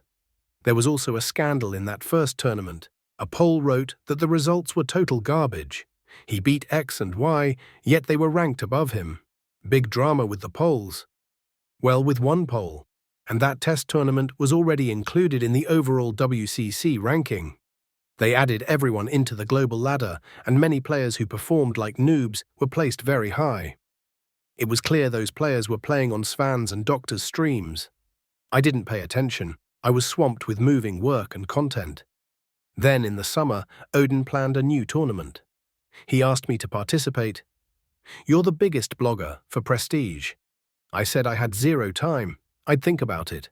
Apartment hunt, move, lots of summer work on corporate gigs. We eventually agreed I'd participate, and I did it as a formality. I didn't train. I came up with a wild strat in my head. For example, I had never played LPT, but I devised a 100 sec from start strat and did it on stream. People watched. It was interesting. My biggest views. Out of 16 possible wins, I got 10. The tournament went fine. The first stage was 8 games. The first 7 opponents, all good. Everyone showed up minute perfect as agreed. I played Brits, Poles, Americans. Everyone arrived on time. I remember once I had lots to do, so I scheduled a time. Took a 2-way taxi ride to arrive exactly on time for the match and not inconvenience my opponent. I even spent money to be punctual. Then it was time to fight Nivastocker, Svan's and Dr. Kuzmich's buddy. We couldn't lock the time, he kept postponing. He'd say, in a couple of days, while sitting on WCC Voice for 8 hours playing Cossacks with Artyom Pro, basically training, and kept postponing for almost 2 weeks. He picked Saturday, 22, locked in. But I saw that every evening till 4 a.m. he was grinding Cossacks. We could have played, but he postponed. Later they explained Artyom Pro was coaching him, he was scared and wanted to perform better. Time for our match comes. I'm tight on time, moving, work. I set aside enough for 3 games with buffer. Usually my games lasted 30 minutes, 2 games, 30, 3 games, 45. When we were supposed to fight, I saw Neverstocker was in-game. On WCC, they were sitting in the voice channel Chi Girin, apparently streaming it internally. Nevastosha was there with Dr. Kuzmich, Nexus, Artyom Pro, Svan. At 22 o'clock, I'm waiting. He messages he'll be 10 minutes late. Fine, 10 minutes is nothing. Then he starts a new game with Artyom Pro. Keeps training. 40 minutes pass. Since this was the final deadline, I decided to just play it out and let it go. We still had good relations with everyone. Despite me knowing Dr. Kuzmich is a hardcore anti-wall guy, I'd never trashed him in videos. I knew there were a bunch of anti-wall folks, but I stayed cordial. So Nevastocker is 40 minutes late. We play game 1, I still have time, and I win, even though the casting was by Svan with Kuzmich as co-caster on Svan's stream. The whole stream they're saying Nevastocker is great, Nicholas is nothing, he'll win now. Then Nevastosha loses, and in an embarrassing way, I had almost my whole army left. I didn't want to drag it out, then work issues came up. I needed to hop on calls for next day's shoots, coordinate what to bring. I'm on the phone while playing. I played 2 more games while handling errands. I just got them over with quickly. On UOPT he won, though not easily. The third was 15 PT. By then I was fully dealing with work. I barely watched the game, quickly threw it and left to take care of things. The next day subscribers write, "What is this nonsense?" On Svan's stream with Doctor, they were spouting biased stuff. For instance, Doctor said, this was the 8th round, the tournament had been running 2 months. Who is Nicholas? As if he's on the jury and doesn't know who Nicholas is. When I started my channel, he was subscribed to me. I saw it in my subs. Then, apparently, he realized, oh, this is about Fortress being viable. And they did everything they could with little remarks to diminish me. Nicholas is some hype blogger talking trash about me. And at first, to them, I was some kind of not the right kind Ukrainian or player or whatever you'd call it, right? Yeah, and I mean, they always had this light harassment toward those who play with the Fortress. Especially my channel, since it basically started the Fortress in ranked, players began using it because of my channel. And they always had these little jabs like, oh, he's not quite right. Plus there was jealousy. Because Doctor ran his own channels and nothing worked out for him. Swan, same, nothing really worked. So on top of that, there was jealousy. Plus, they gathered everyone who's against the Fortress. And I was showing games where I win with Fortress 1 versus 2, against one strong and one weak or average opponent. They didn't have anything even close. They never showed anything like that.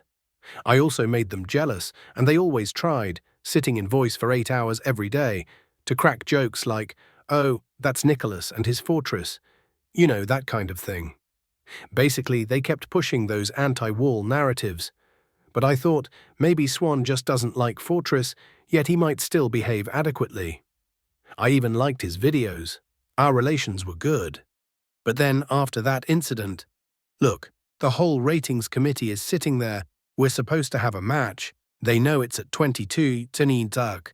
They should have told Neverstocker, you've got a match now, go play. No, instead they all sit together in voice and keep training him for 40 more minutes.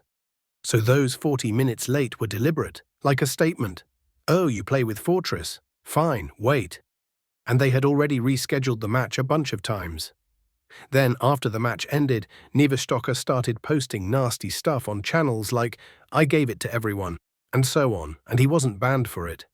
The next day after that match, tons of my subscribers messaged me. I told them I'd sort it out later. I was busy with the move, and then I decided to. About a week later, Odin writes me, asking how the move went, everything okay? I reply that lots of subscribers are writing to me saying Swan and Dr. Kuzmish were biased in their commentary and so on. At that point, I only wrote about that bias. Actually, no. I also wrote about Doctor's place in the ranking.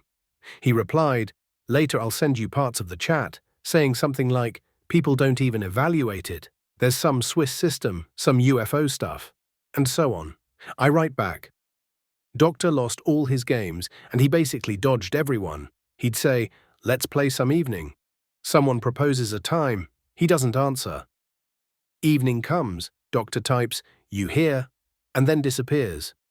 The person replies, yes, I'm here, and Doctor no longer responds. So he dodged all the games, yet he got 6 technical wins. Like people would say, just record a win for Doctor, and so on. For 2 whole weeks he was gaming the system so that sometimes he'd catch someone at a bad time and they'd record a technical win for Doctor. As a result, Doctor is 22nd in the rankings, with 6 technical wins and 0 real wins. There are people with 11 wins behind him. So players with 11 wins are placed below Doctor, who has 0 real wins. I write this to Odin. First he says it's some system, some error, he'll fix it now. Then he fixes nothing. I write again. Was this some jury vote, maybe? Yeah, like Eswin Lumpel. Tjafwa. So Simple basically gave him the highest score, so he's 22nd. I also gave him a bunch of other examples. There's an old, very strong Polish player. Why is he like 40th when he plays powerfully? He was also playing very strong. I gave him a list of others. I said these players are very strong. Why are they so low? He starts with, some were underestimated, some overestimated, spouting nonsense. Look, Doctor had a plan and he stuck to it. Everything's fine. Right. His plan was to stall, even though he had plenty of free time. He said so himself, constantly on streams, commenting matches, and while commentating he kept bad-mouthing walls. Oh, you can't play like that, and so on. Then he'd talk about going drinking at a picnic. He lives with his mum, tons of free time basically, but he likes to get drunk, and so he kept stalling. Then I keep talking with Odin. I say, my subscribers asked me to make a review about the situation. Odin says, make it. You're an independent YouTuber for WCC. I'll stay neutral, etc. Instead of simply fixing the situation, he tells me to make a review. So he doesn't want to fix how they messed up. I'm like, guys, you're a bit in the crap. Take some napkins and wipe it off. They're like, no, make reviews. No, it's Nutella. Yeah, Nutella, Dubai chocolate, basically. There was also a situation with Baton. Baton registered for the tournament, played the first game. I don't remember if he did or not, actually. Anyway, after the first game, he realized he probably wouldn't manage. He wrote that he didn't have time to participate, he was busy with work. And at the beginning of the tournament, he withdrew. So that means he didn't play 8 matches. But somehow he didn't participate in any tournament. He didn't play in the first test tournament. He didn't play in this one. And he's top 3, i.e., without participating in the tournament. Unbelievable. Just because he's Swan's buddy, Kuzmich's buddy, and 4 years ago he used to place in the top spots. That's it. Without participating in the tournament, 3rd place, handed to him, done. My subscribers asked me tons of questions. Why this ranking? Why did they make such a mess? Why that kind of commentary? Whether their own subscribers asked them or not, I don't know. And if they did, then that audience is just extremely low. With intelligence. Because Batten is a flashy player, but he didn't participate in the tournament. You could clearly see there were no streams with Batten's games, no games of his at all. He wrote in the general chat that he was withdrawing because he was busy with work. And that's it, he's top 3 in the rankings.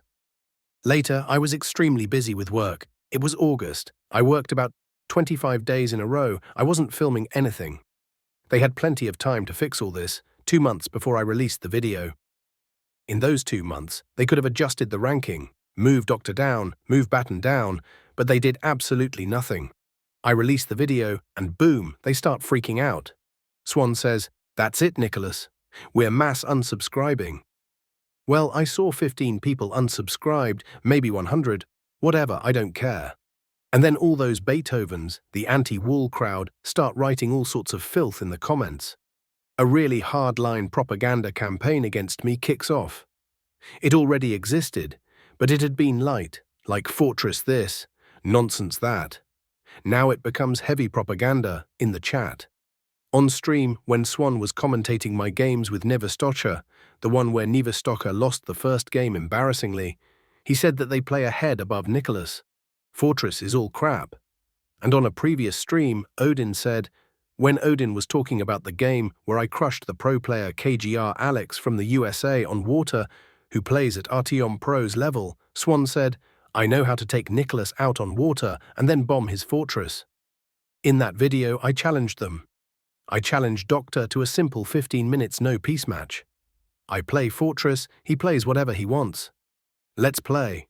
And since Swan confidently claimed he's 2 heads above and knows how to bomb my fortress, on water no less, I said let's do it. For 5,000 hryvnias, on water, 20 minutes PT, tournament settings, 1v1. Of course we'll play. And of course they froze. Went full dodge. Although I messaged Odin, he wasn't against these matches. He said, yeah, let's hold them. So Odin still seemed kind of neutral. But then they did that stream I sent you, where they explained why Doctor is 22nd, and the most interesting part is they didn't invite me. They gathered, Doctor, Swan, Odin, and whoever else, and made excuses, but didn't even prepare properly. Everyone who needed to be there was there, apparently.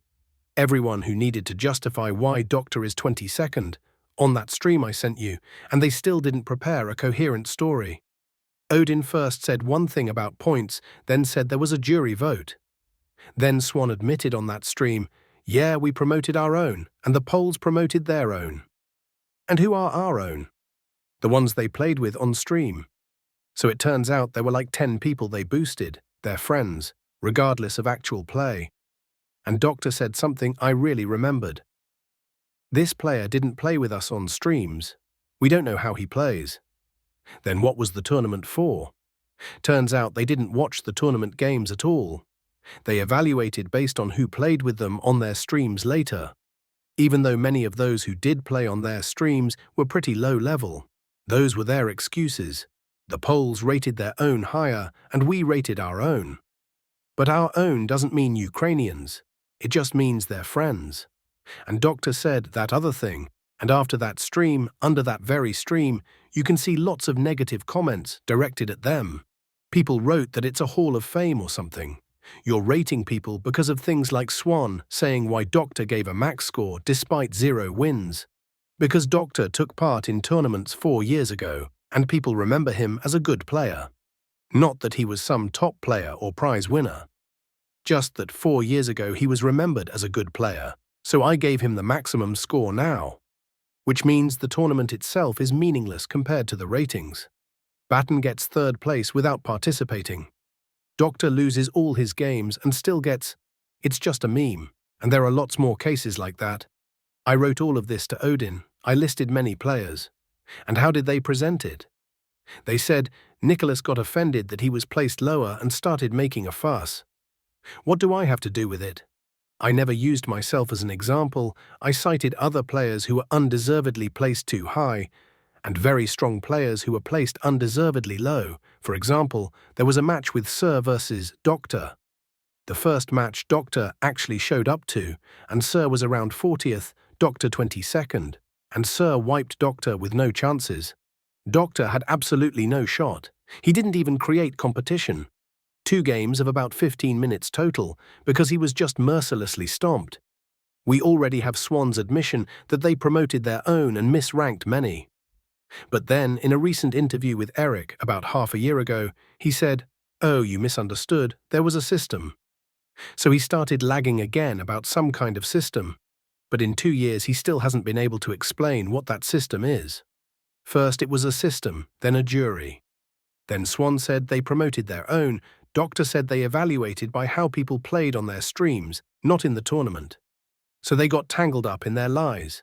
Listen, from what you're saying, it sounds like WCC created some kind of mini-Soviet Union, where those close to the party get all the privileges and the rest don't. That's actually what it is. But this will become even clearer later in the rest of my story about them. So yeah, they've got Odin, he's like Stalin for them, sort of. Then there's Swan, Doctor, some Berry and others, you know. And anyone who doesn't please them or needs to be humiliated, they sick people on them. But the really hard hate, the outright harassment, started a bit later. And yes, for 2 tournaments in a row they've been pushing their own. But since in the second tournament they really messed up badly and got exposed, they tried to make the next tournaments more fair. But it still didn't work. People still noticed the rigging, and that's when Tractor, I remember, left. He's a very strong player from England. He also saw it wasn't fair. They were cheating. He said, "I won't participate." And then after Tractor left, before he left, I was talking with Odin, and he told me, "Yeah, Tractor's a great guy. He supports Ukraine, all good." After Tractor left, he goes, "Do you know how terrible he is? I have that somewhere in our messages." But that was in Telegram. And Odin deleted all our chat history. Only the Discord chat remains. After that tournament, a very interesting stage began. That coalition, Swan Doctor, started turning everyone against me very aggressively. There were attacks in the WCC chat. Doctor, in an emotional outburst, wrote something like, "You Russian pig," and so on. But they still didn't know what I looked like. They didn't know I'm an athlete with big guns. So they were making threats back then. But I didn't respond. I don't even find it interesting to respond to that. Then there was a moment. I stayed in WCC a bit longer. But then a certain conflict happened. I wasn't writing anything in WCC at all. I had no time. Sometimes they'd write some crap in the chat. At some point they write me like, "Come participate in another tournament." KGR Volodymyr wrote, I say, "No time, talk to Eric." Then Swan starts a provocation, like, "Just make sure you don't be 15 minutes late," that sort of thing. He started provoking about Niederstocher being late, saying that's normal, and went on and on. A hard conflict kicked off in the chat, a spat with Swan. I wrote to him then, "You were afraid to play 1v1 for 5,000 hryvnias." He replied with some nonsense. Then Niederstocher jumped in, and that same day Eric kind of entered WCC. Eric joined after the tournament. He walked in the wrong door. Yeah, Eric walked in the wrong door, and Niederstocher spotted him. Eric didn't know who Niederstocher was. They hadn't crossed paths. But Niederstocher knew Eric plays Fortress, and Niederstocher writes to Eric with messages in the general chat addressed to Eric.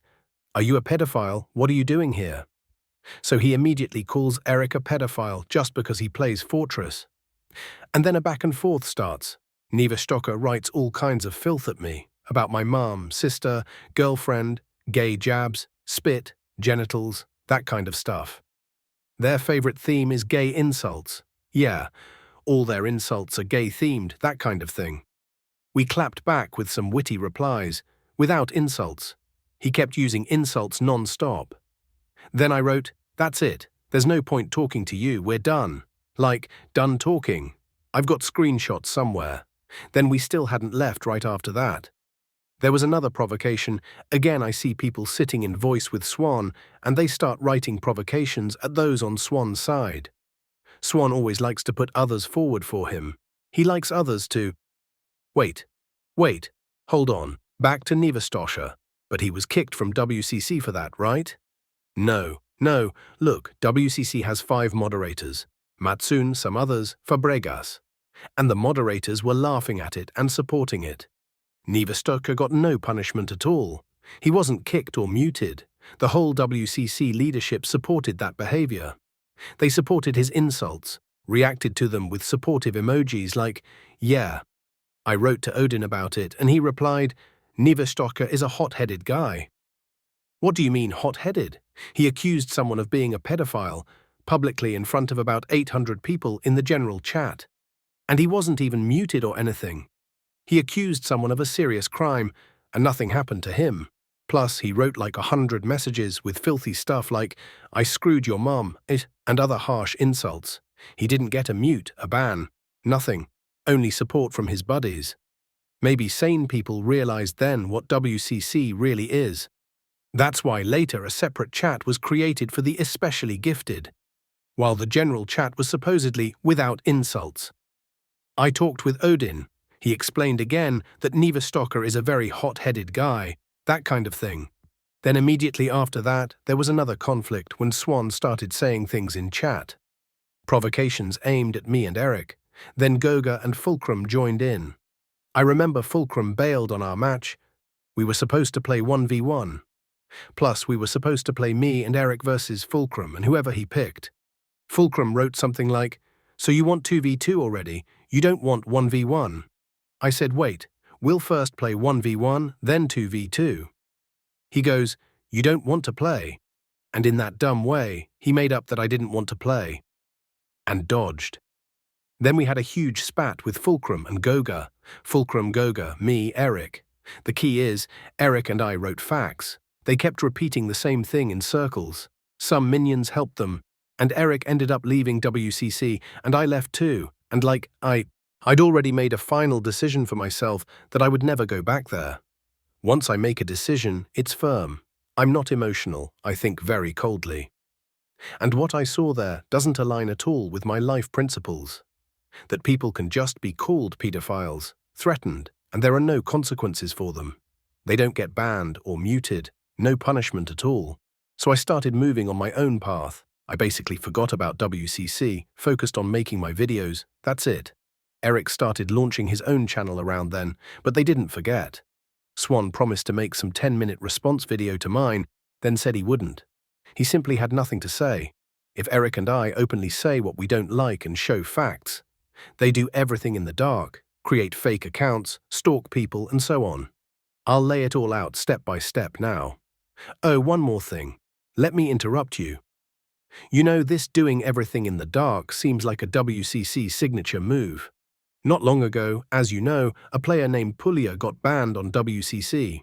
I wrote in the general WCC chat, trying to find out who exactly this WCC council is, who the admins are, who makes decisions, who reviews the proofs, etc., and I got no answer. It's even classified who's in charge on, you know? Everything is super secretive there.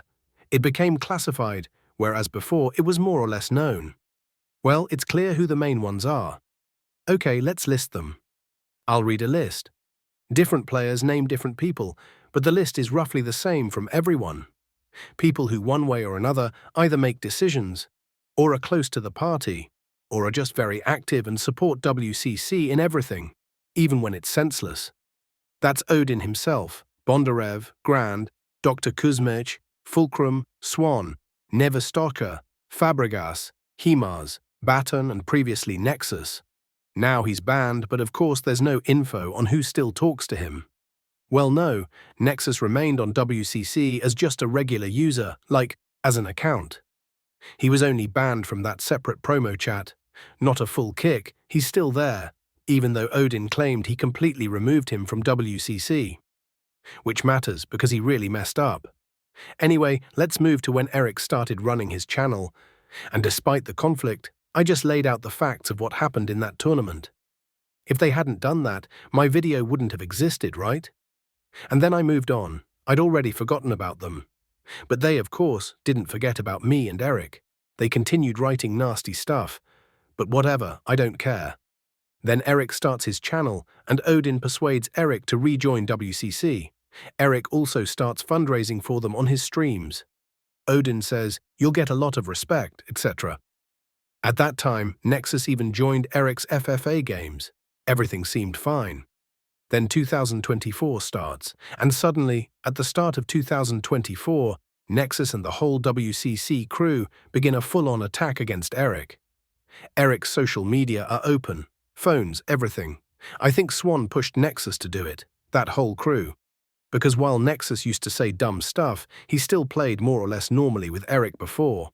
But in early 2024, Nexus, Matsuni, Swan, and the whole gang start stalking Eric hard. They gather openly in WCC Voice, like 20 people, and start stream sniping Eric. They even ordered a spam attack against him. Even though Eric was raising money for WCC at the time, they started stalking him hard. They leaked his phone number and hooked up a bomber. That spam thing, where your phone gets endless calls from unknown numbers and tons of SMS. That's what they did to him. And in 2024, they also started spamming my email heavily. They created various Google accounts with gay-themed names like Suck I Can, or whatever. They kept sending me gay-themed stuff like, "We invite you to a shoot, you're this and that." They really love the gay theme, huh? They love it, love it. I think Nexus is skinny with an effeminate voice. I think sometimes he feels like a girl and would want a strong man. After they saw my photos with my pumped arms, they probably dream of me grabbing them by the hair and shoving it hard in their mouths. I think they have fantasies like that and provoke for that reason. Like, "Nicholas, we're behaving badly. Punish us. Grab our heads and shove it in our mouths." There was a case where they stalked Eric hard, wrote insults, nastiness, renamed themselves with his nickname like Eric Ass, that sort of thing. Every stream, and outside streams too. They also created tons of fake accounts on YouTube, Telegram, and email. They'd gather in Voice together and write negative comments to me and others. There was a moment when Kolbasa was streaming. He sees gay insults under one of his videos, suspects it's Nexus. He jumps into WCC and hovers over the stream window. When someone is screen sharing, you can see what's happening. And he sees Swan, Himars, and Nexus sitting there typing all those gay things from the account Fyodor Fyodorovich. That account, Fyodor Fyodorovich, wrote filth under every one of my videos. Next time Fyodor Fyodorovich wrote me some trash, I replied, "Hi Nexus, use one account. Why are you hiding? Come play FFA on my stream, bring Swan and Himars." And right after he realized he'd been exposed, within about 30 minutes, he starts writing to me on Telegram. Some Viktor Yanukovych something. Plays Cossacks, whatever. Then some Mykola Fortress sends a message. "How do I get into your shaggy fortress?" And he took my Instagram photo. There's a shot where I'm shirtless. It was from a shoot where I played a cop, wearing a police cap, mostly looking naked. I wasn't actually naked, but looked like it. They put that photo as an avatar. I just blocked those Telegram accounts. They also emailed me many times. So, they really got together to write nasty stuff to me and Eric, and sometimes to Kolbasa too. This went on for a very long time. They don't create content. They don't spend their energy on anything useful for themselves. They spend all their energy stalking other people, mainly Eric, me, and a bit Anatol. What they wrote about Anatol, despite the fact that Anatol was also fundraising to support an ambulance for Ukraine, helping with treatment or evacuations, and he wrote under his stream that he's against the war, supports Ukraine, with yellow-blue hearts. Despite that, they still went after him because they had nothing better to do. And he got piled on hard, yeah, seriously targeted. Yes, he was stalked. And by the way, no one was banned for that either, it seems. Oh no, after that, questions started about Nexus.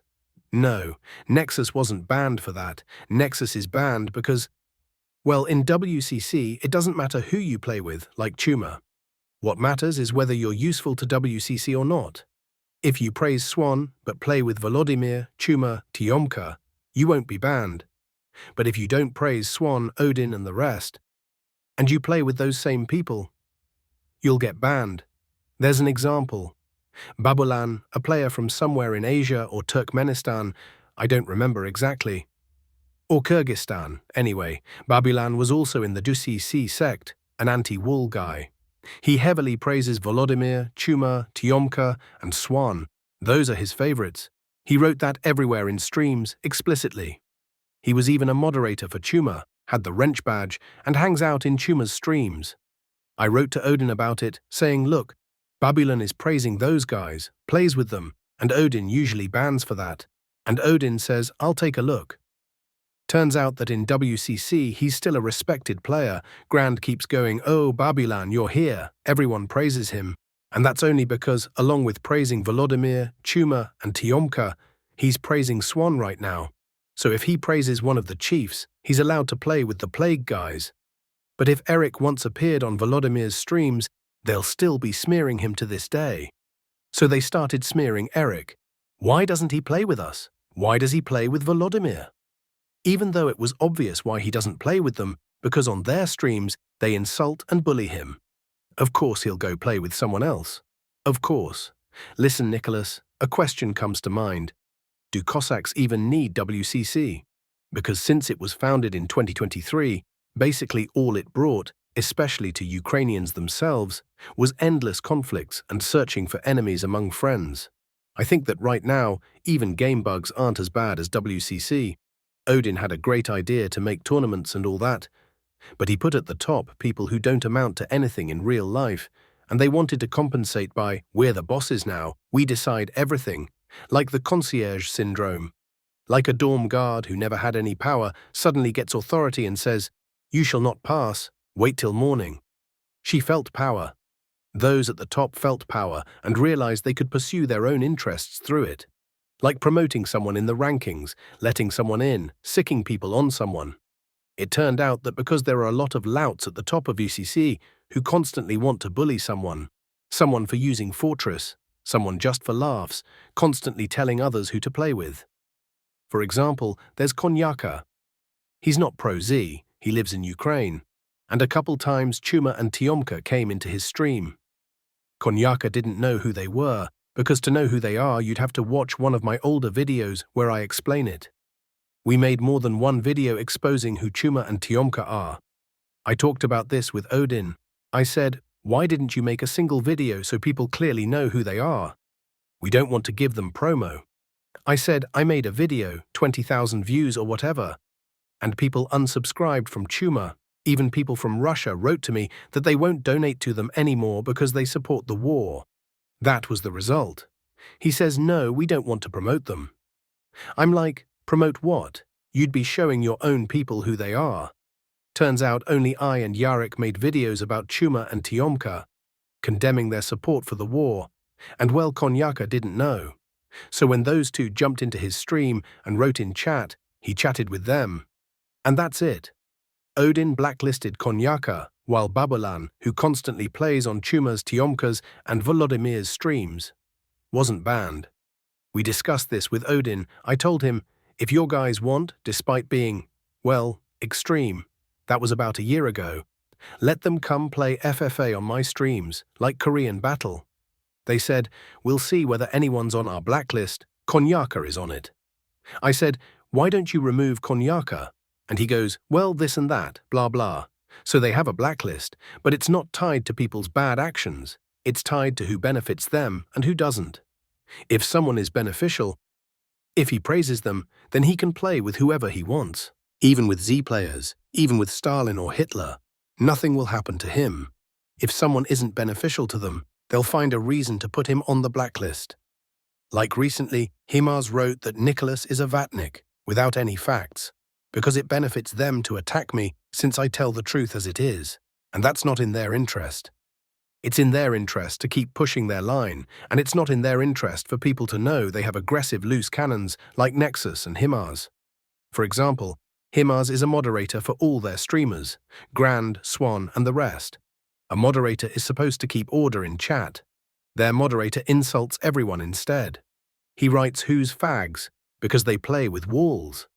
He spends the entire stream insulting people.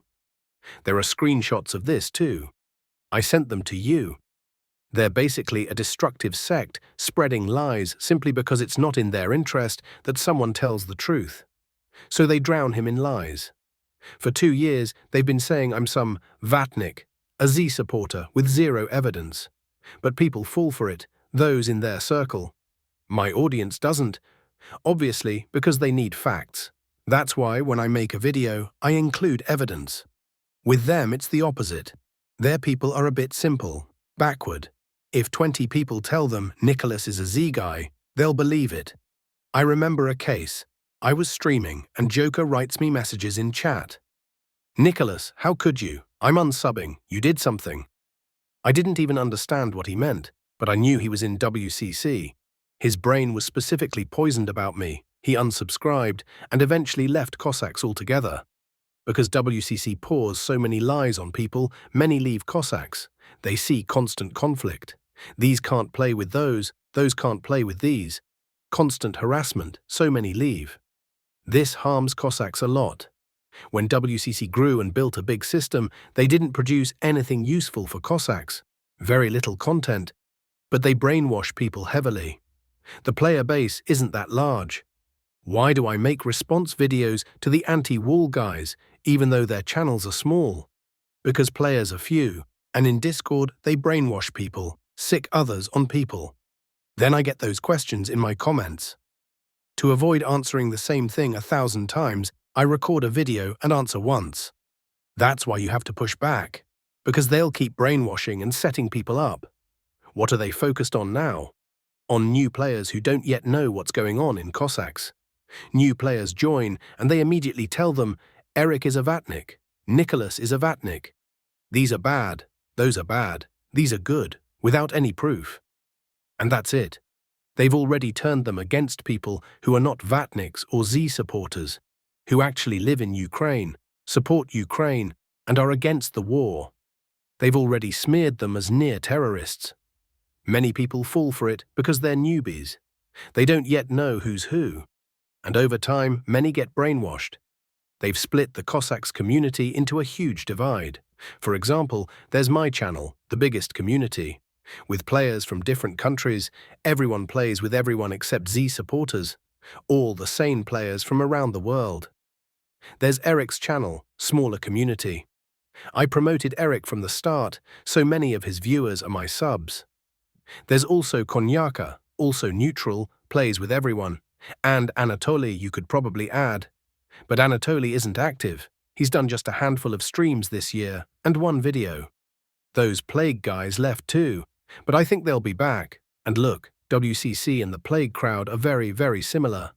Both have tons of underground accounts. Both love to do dirty stuff behind the scenes.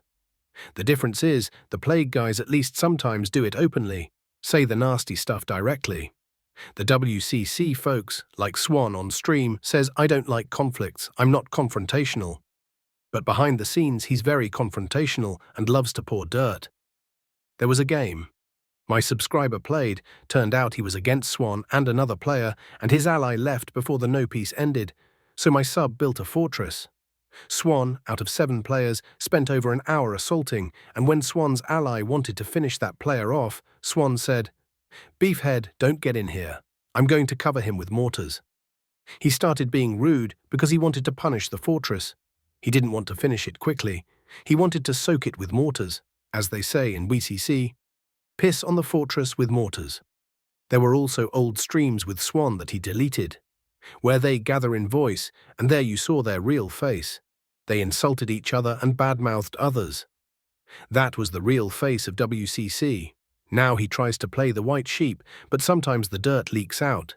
On stream he tilts and lets the inner filth out. Eric talked about this clearly on streamer Dnipro. He said he spent a year in WCC and constantly noticed the phoniness. He saw people weren't genuine, they were trying to play a role. So can we say that you definitely didn't end up with any friendly relations with the local WCC players? Yes. There were, of course, those who simply didn't get involved in the conflict. You won't believe it, but at that time, Nexus, for example, didn't interfere.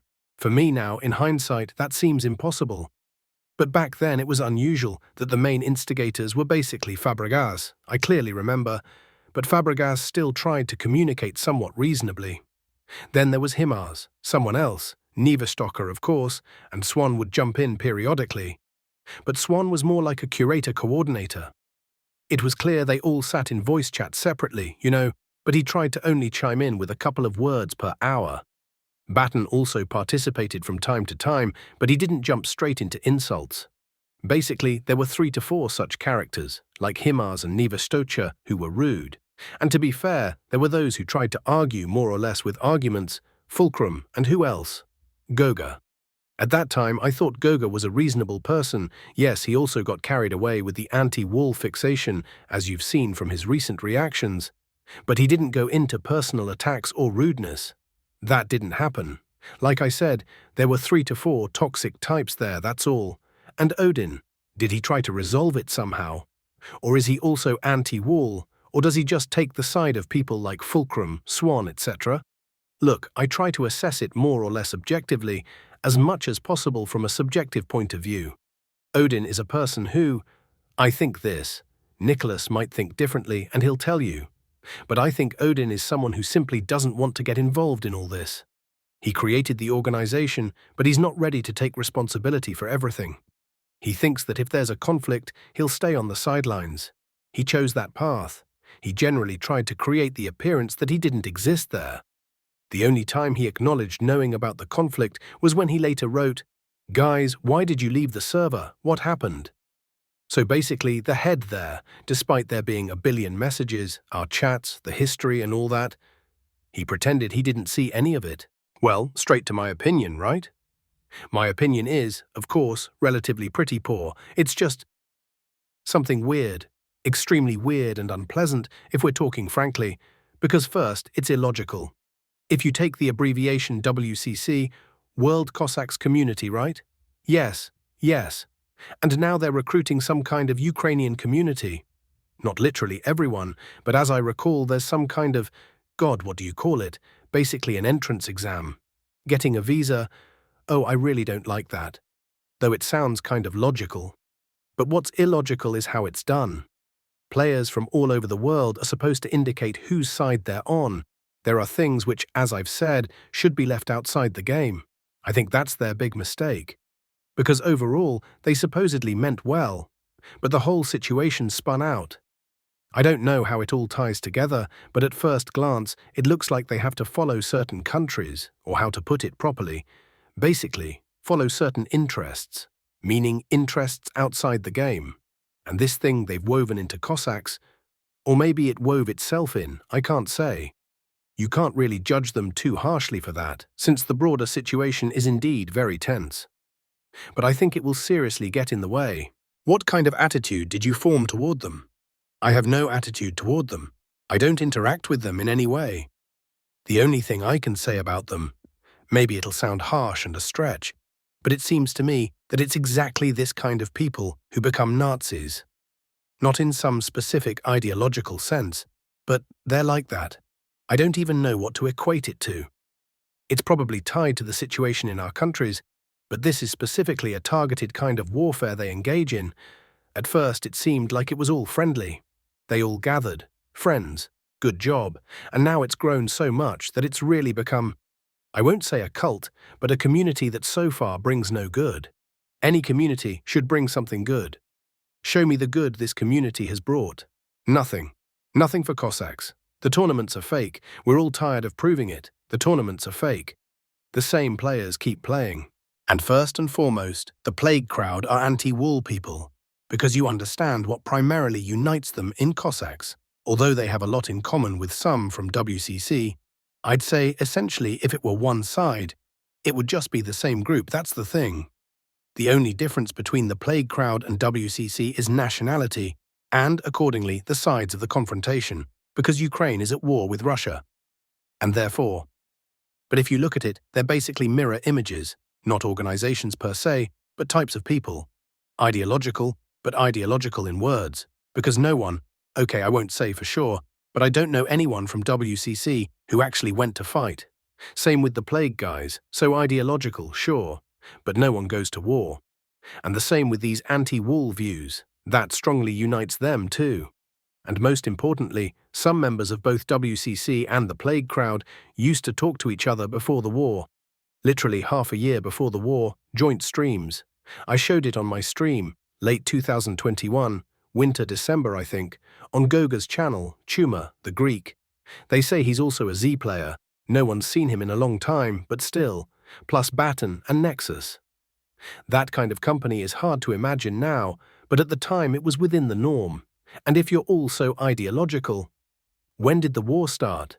If you're really ideological, 2014, and Schumer didn't suddenly become Z in 2022, I'm sure of that. People like that are like this by nature. As Kolbasa said, Schumer was the Crimea is ours type and so on, and they communicated with him. They weren't interested in what kind of person he was. Then in 2022, suddenly everyone woke up, you see?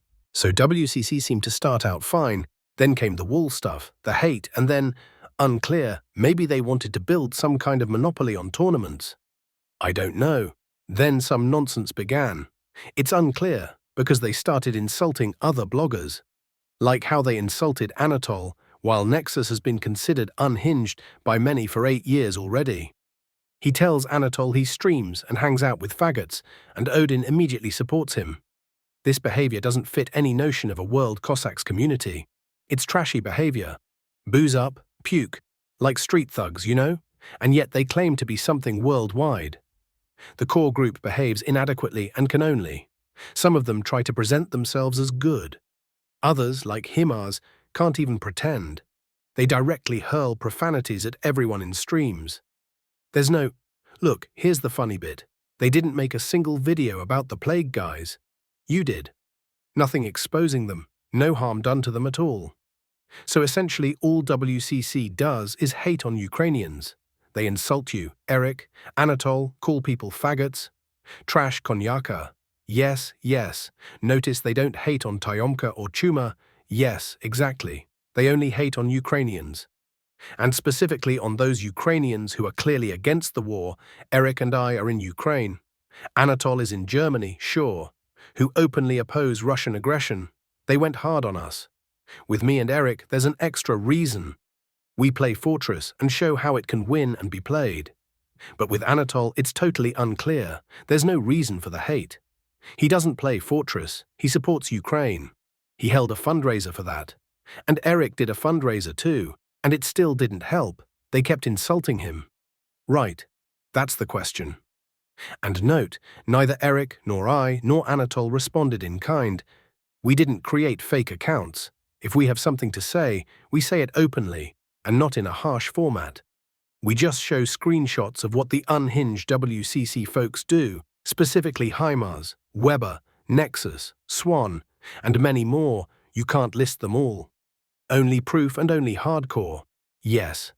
They even filter players with a system. First, once they realized their leadership loves to swear at everyone, they decided to create a separate chat.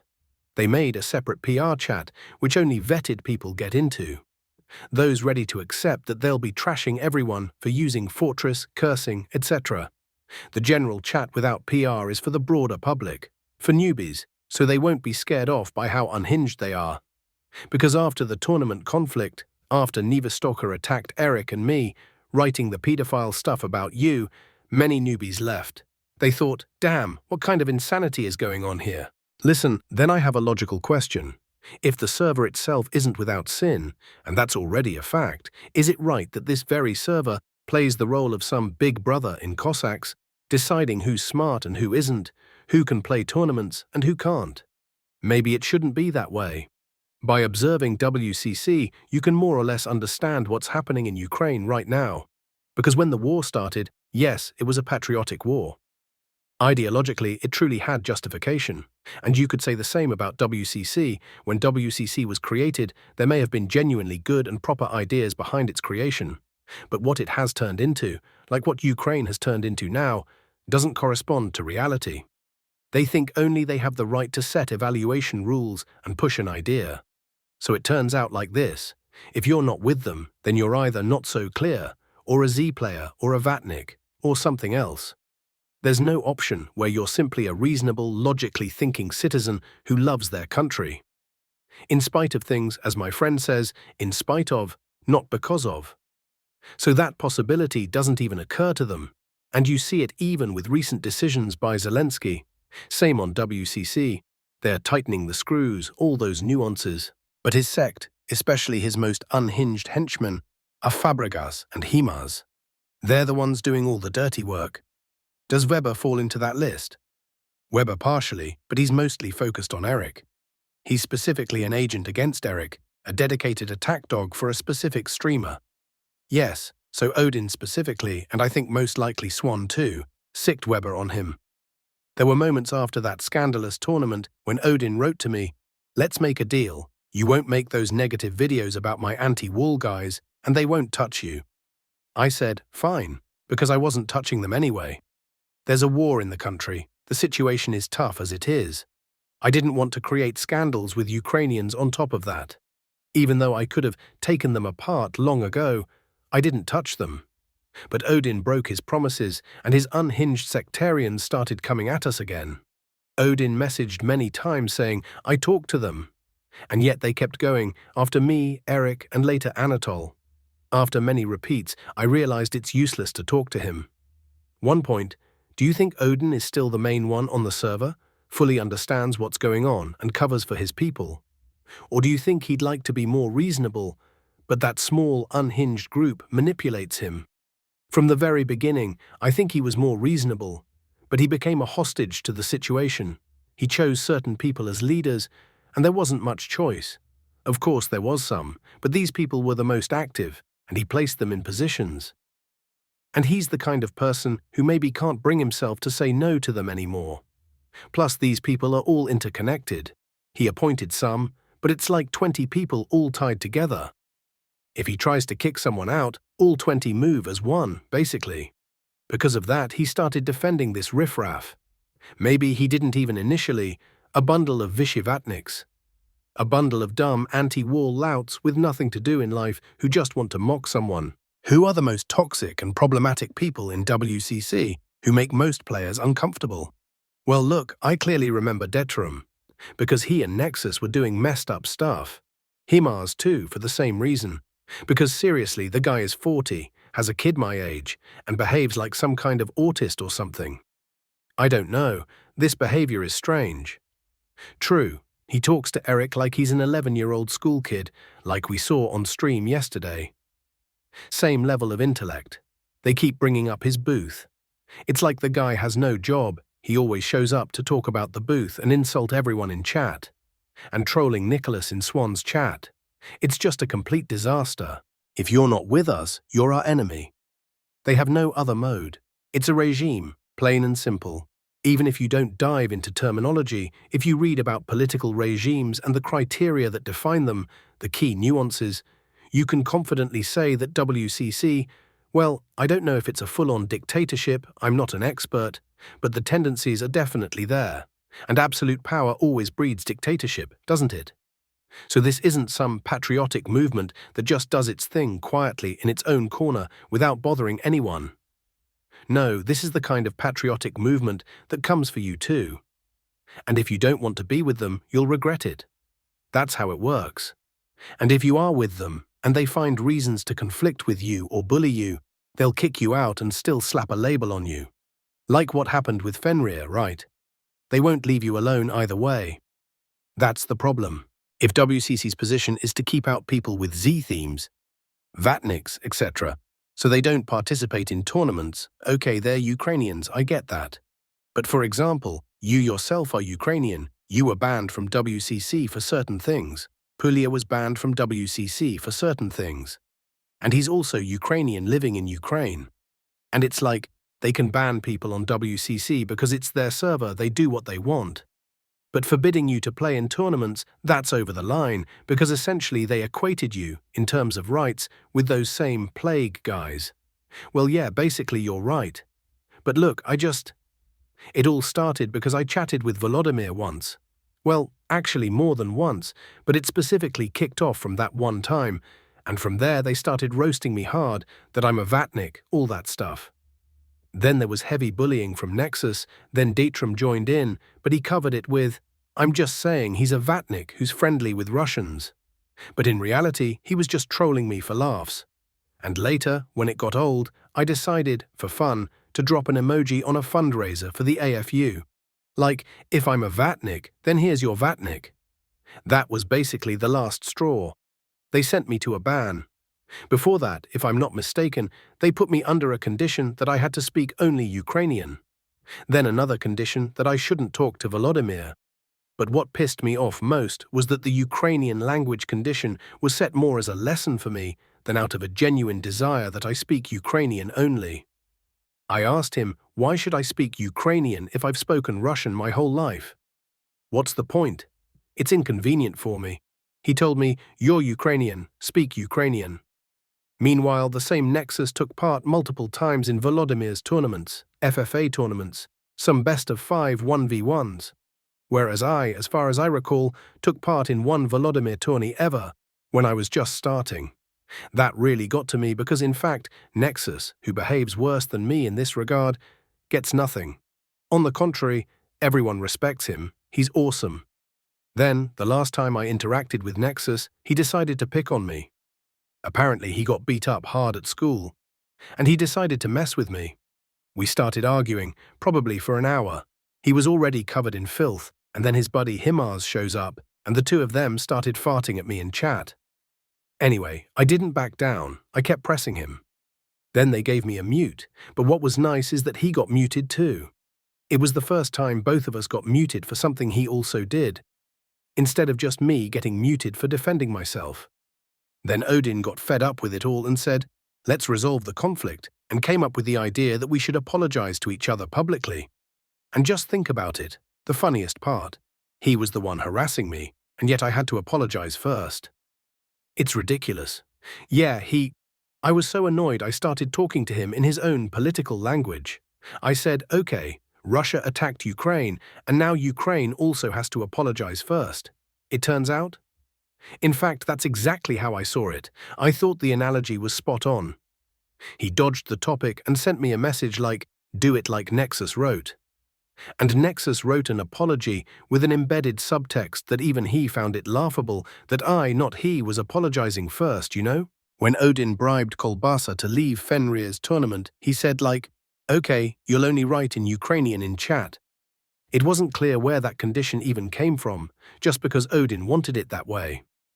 Even though he knows Kolbasa speaks Ukrainian and Russian, he switches between the two depending on mood. But for some reason this rule applied only to Kolbasa, no idea why. Then Kolbasa got tired of these restrictions because Nexus speaks Russian, even though he's supposedly on their super ratings committee. That annoyed Kolbasa, plus they started constantly pressuring him, and on top of that, they blamed him for the fact that if you happen to catch on stream how Nexus, S1Play, and Himars stalk people from fake accounts. They went hard at Kolbasa over it. So Kolbasa decided to leave their community because they started bullying him aggressively and changed their attitude toward him.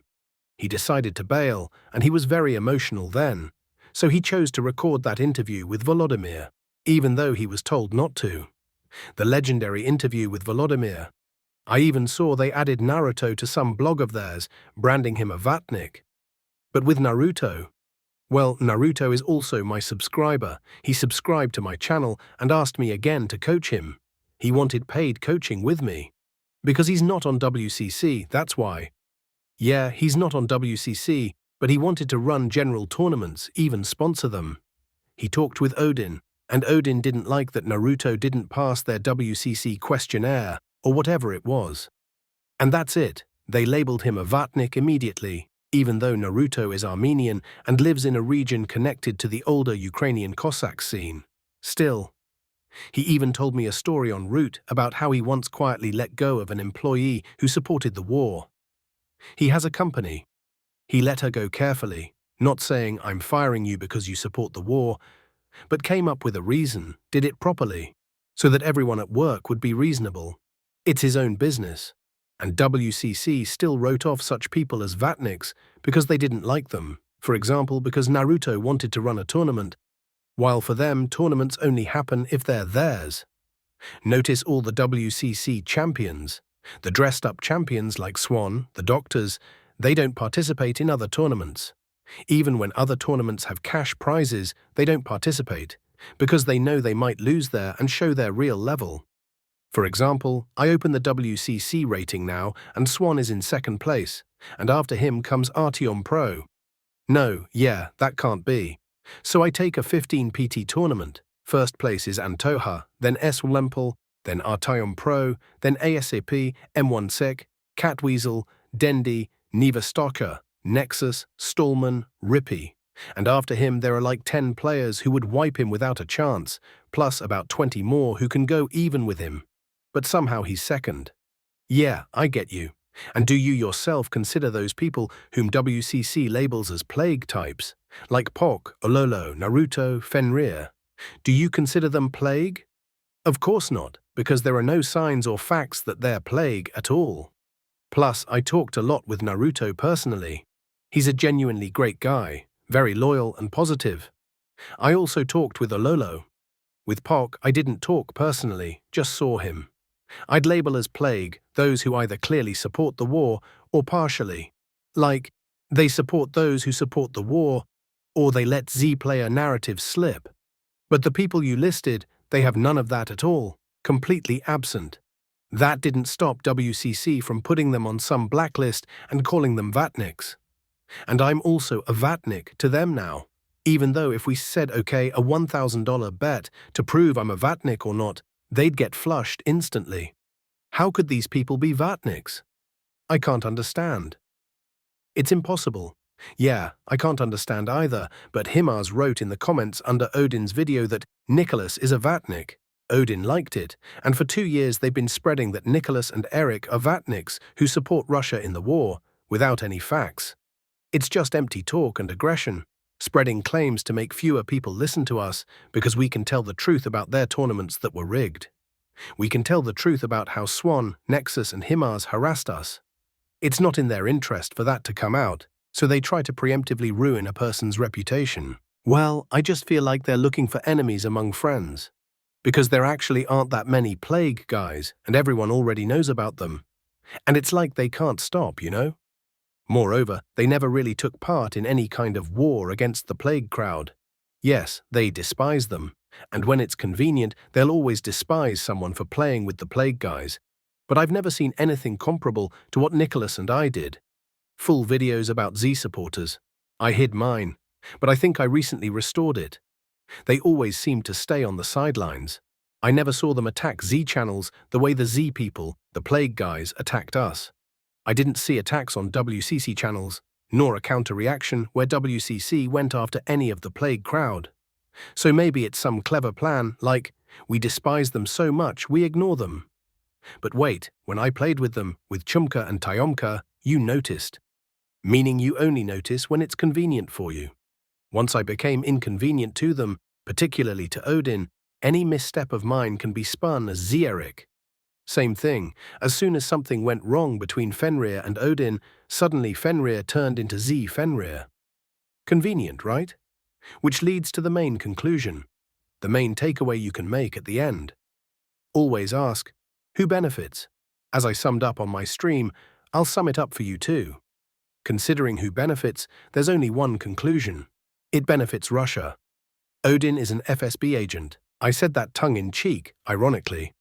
But you get it. Maybe you'll say I'm making things up or fantasizing, but when you ask who benefits and what the outcome is, we evaluate results. Their work leads to fragmenting Ukrainian society. Who gains from that? Ukraine or Russia? I know I'm going very global with this, but I'm talking in the Cossacks context anyway. If your idea from the very beginning was to unite the community, but you showed up and created a community that only divided it. It seems to me that if there were no GCC, maybe Ukrainians would actually be even more united. Even now. They've already come up with over 100 different names for Eric. If you collect it all from the very beginning, everything they've called him. I often told this to Odin. Odin goes, oh, they're hot-headed guys, like. So whenever it concerns their own, he says hot-headed guys. But if it concerns others, oh, he said something about us, he's baiting, put him on the blacklist, look how bad he is. They have tons of hypocrisy, and the hypocrisy really gives them away. But the audience they have there generally doesn't have strong critical thinking to sort out who's right and who's wrong. If 20-30 people tell them this is how it is, they just agree, and off it goes. Yes, interesting observation, by the way, about the lack of critical thinking. From my side, from my bell tower, I'll add a couple words. If we're talking about Ukrainians, those on stream, like you, Eric, Anatol, Konyaka, I've never once heard blanket generalizations from you about Russians. Over roughly a year that I've been playing Cossacks, I've very often heard, not aimed at me personally, but in general when I was in a Cossacks room or on the server, jokes about all people with a Russian passport. I've heard the phrase filthy Moscow so many times I won't even list them. All this time I never intervened, never said, hey, think about what you're saying. After all, not everyone with a Russian passport bears responsibility for what's happening, and not everyone supports it. For obvious reasons, because I understand that these people, first missiles are flying at them, and war trauma hasn't gone anywhere. It obviously hits some harder than others, but on WCC many seem to lack that critical thinking. Everyone is an enemy to them. We also had many Ukrainians come to Poland, both good and bad. We have a player, Raptor, whose bike was stolen, and because of that he doesn't like Ukrainians. They stole his bike. Yes, and he doesn't like them, and he might even write in chat, Ukrainians, go back home. He's upset, right? It's awful, of course. Someone stole the man's bicycle, some Ukrainians who came to Poland. But the situation itself is kind of funny, agree? His bike was stolen, so he doesn't like Ukrainians, and he writes about it in Cossacks. He lives in Germany now. People who play this game need to understand a bit of history. You see, we also had our times. Good community, bad relations. There were, good and bad days. And also, with players, if it worked like don't split into camps, it would be a comedy. But it won't be like that. You can't forgive everything to everyone. You could say, let's just close this topic and come to terms. But people just don't want to. And if you don't do anything about it, they just don't want to. They have their own group, their own opinion, but, to sum up, we need to decide what we want to make out of the game. Are we making a game out of the game, or are we turning it into negotiations? I don't know. Or are we making a Verkhovna Rada? Yeah, because, like I'm saying, whatever you talk to a person about, whatever signal you send, that's what will resonate in them, and that's the topic you'll end up discussing. And then you can go on to say nasty things about them. You provoke them, and then you turn them into garbage to post all over the internet. I don't know what else there is to sum up. Basically, greetings to all the subscribers.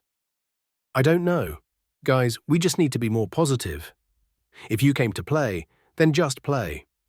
Tournaments, sure, there are situations that come up, and I can't say with 100% confidence that WCC acts wrongly in every case. But as we can see, it's all going in a very wrong direction, downright disgraceful. Very, very much so. Yeah, unfortunately, because if you take me, personally, when it comes to WCC, it's like I don't want to cross paths with them at all anymore. That's how far this whole disgrace has gone. I see certain things, I track them, I notice certain nuances, I see what's happening. I'm not making facts out of it, but in my head I have the factual information. And for me, in Cossacks, WCC is the darkest side of this community. This isn't a toxic community, it's a swamp. In reality, it's like about 50 people who play only slightly better than a slipper sat down and came up with tons of nonsense just to somehow divide the community. I get it. There are folks in WCC who truly lost something in the war and don't want to interact with Vatniks. People who are genuinely Vatniks, like Chuma or whoever. I understand those people, but making it so official, like when they removed Pulya, even Fenrir complained that in a game with 50 players, they're doing this official stuff. Cossacks is a very small game, there's barely anyone here as it is, and they split it into a couple of little groups that feud with each other. It's insane. I agree, but it's very strange. Well, that probably happened because it's a game with 200 people. Look, many who play Cossacks also play CS or Dota.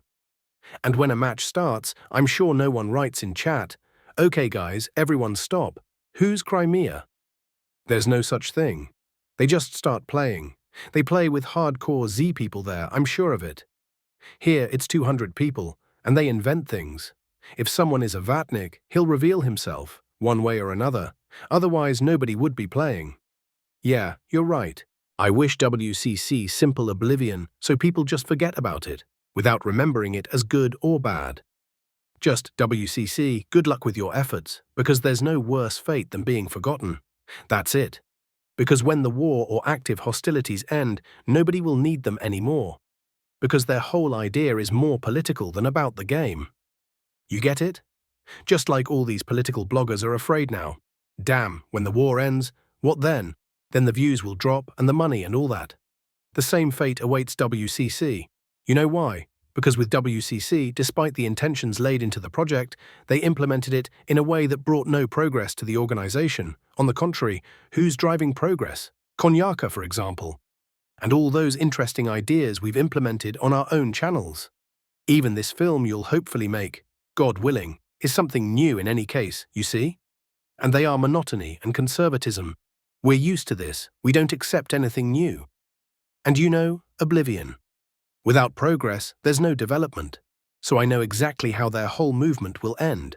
And mark my words, I won't even be surprised if, half a year or a year after the hostilities end, I see Chuma and Batten together on some stream again, as if nothing happened, you know?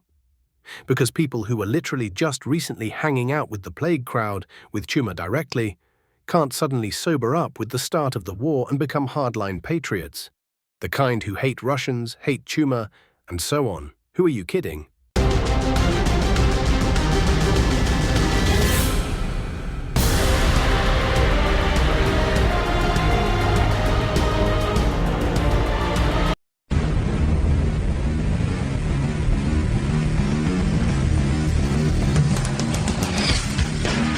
Апатия, жадность, коррупция, власть, надежда.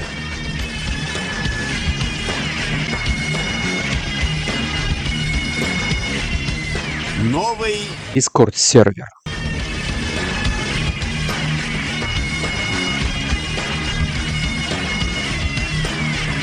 мужество,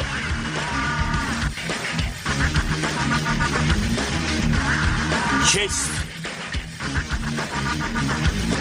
правосудие.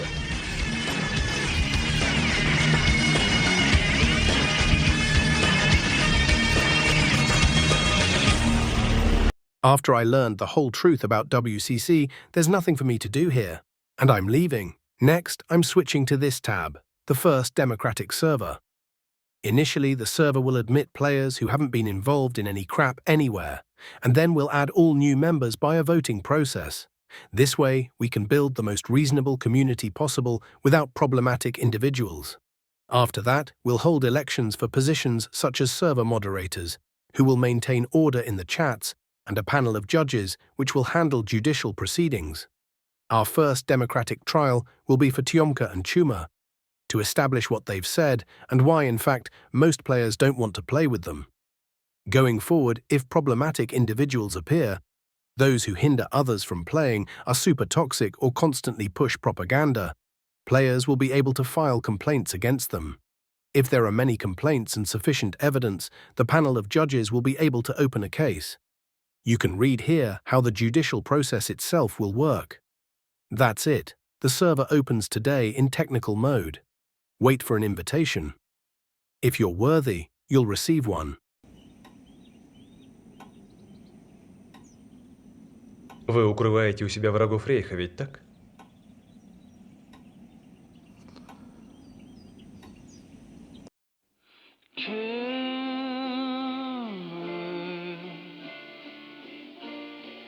Come inside and take me over.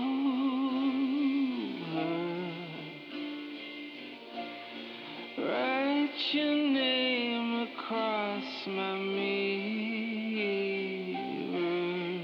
Oh, life is a porno, life is a show.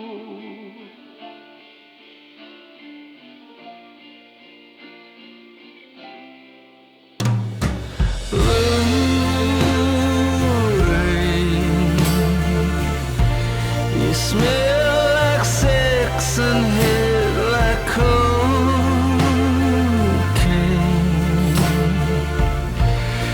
Tightrope walking across an empty stage show.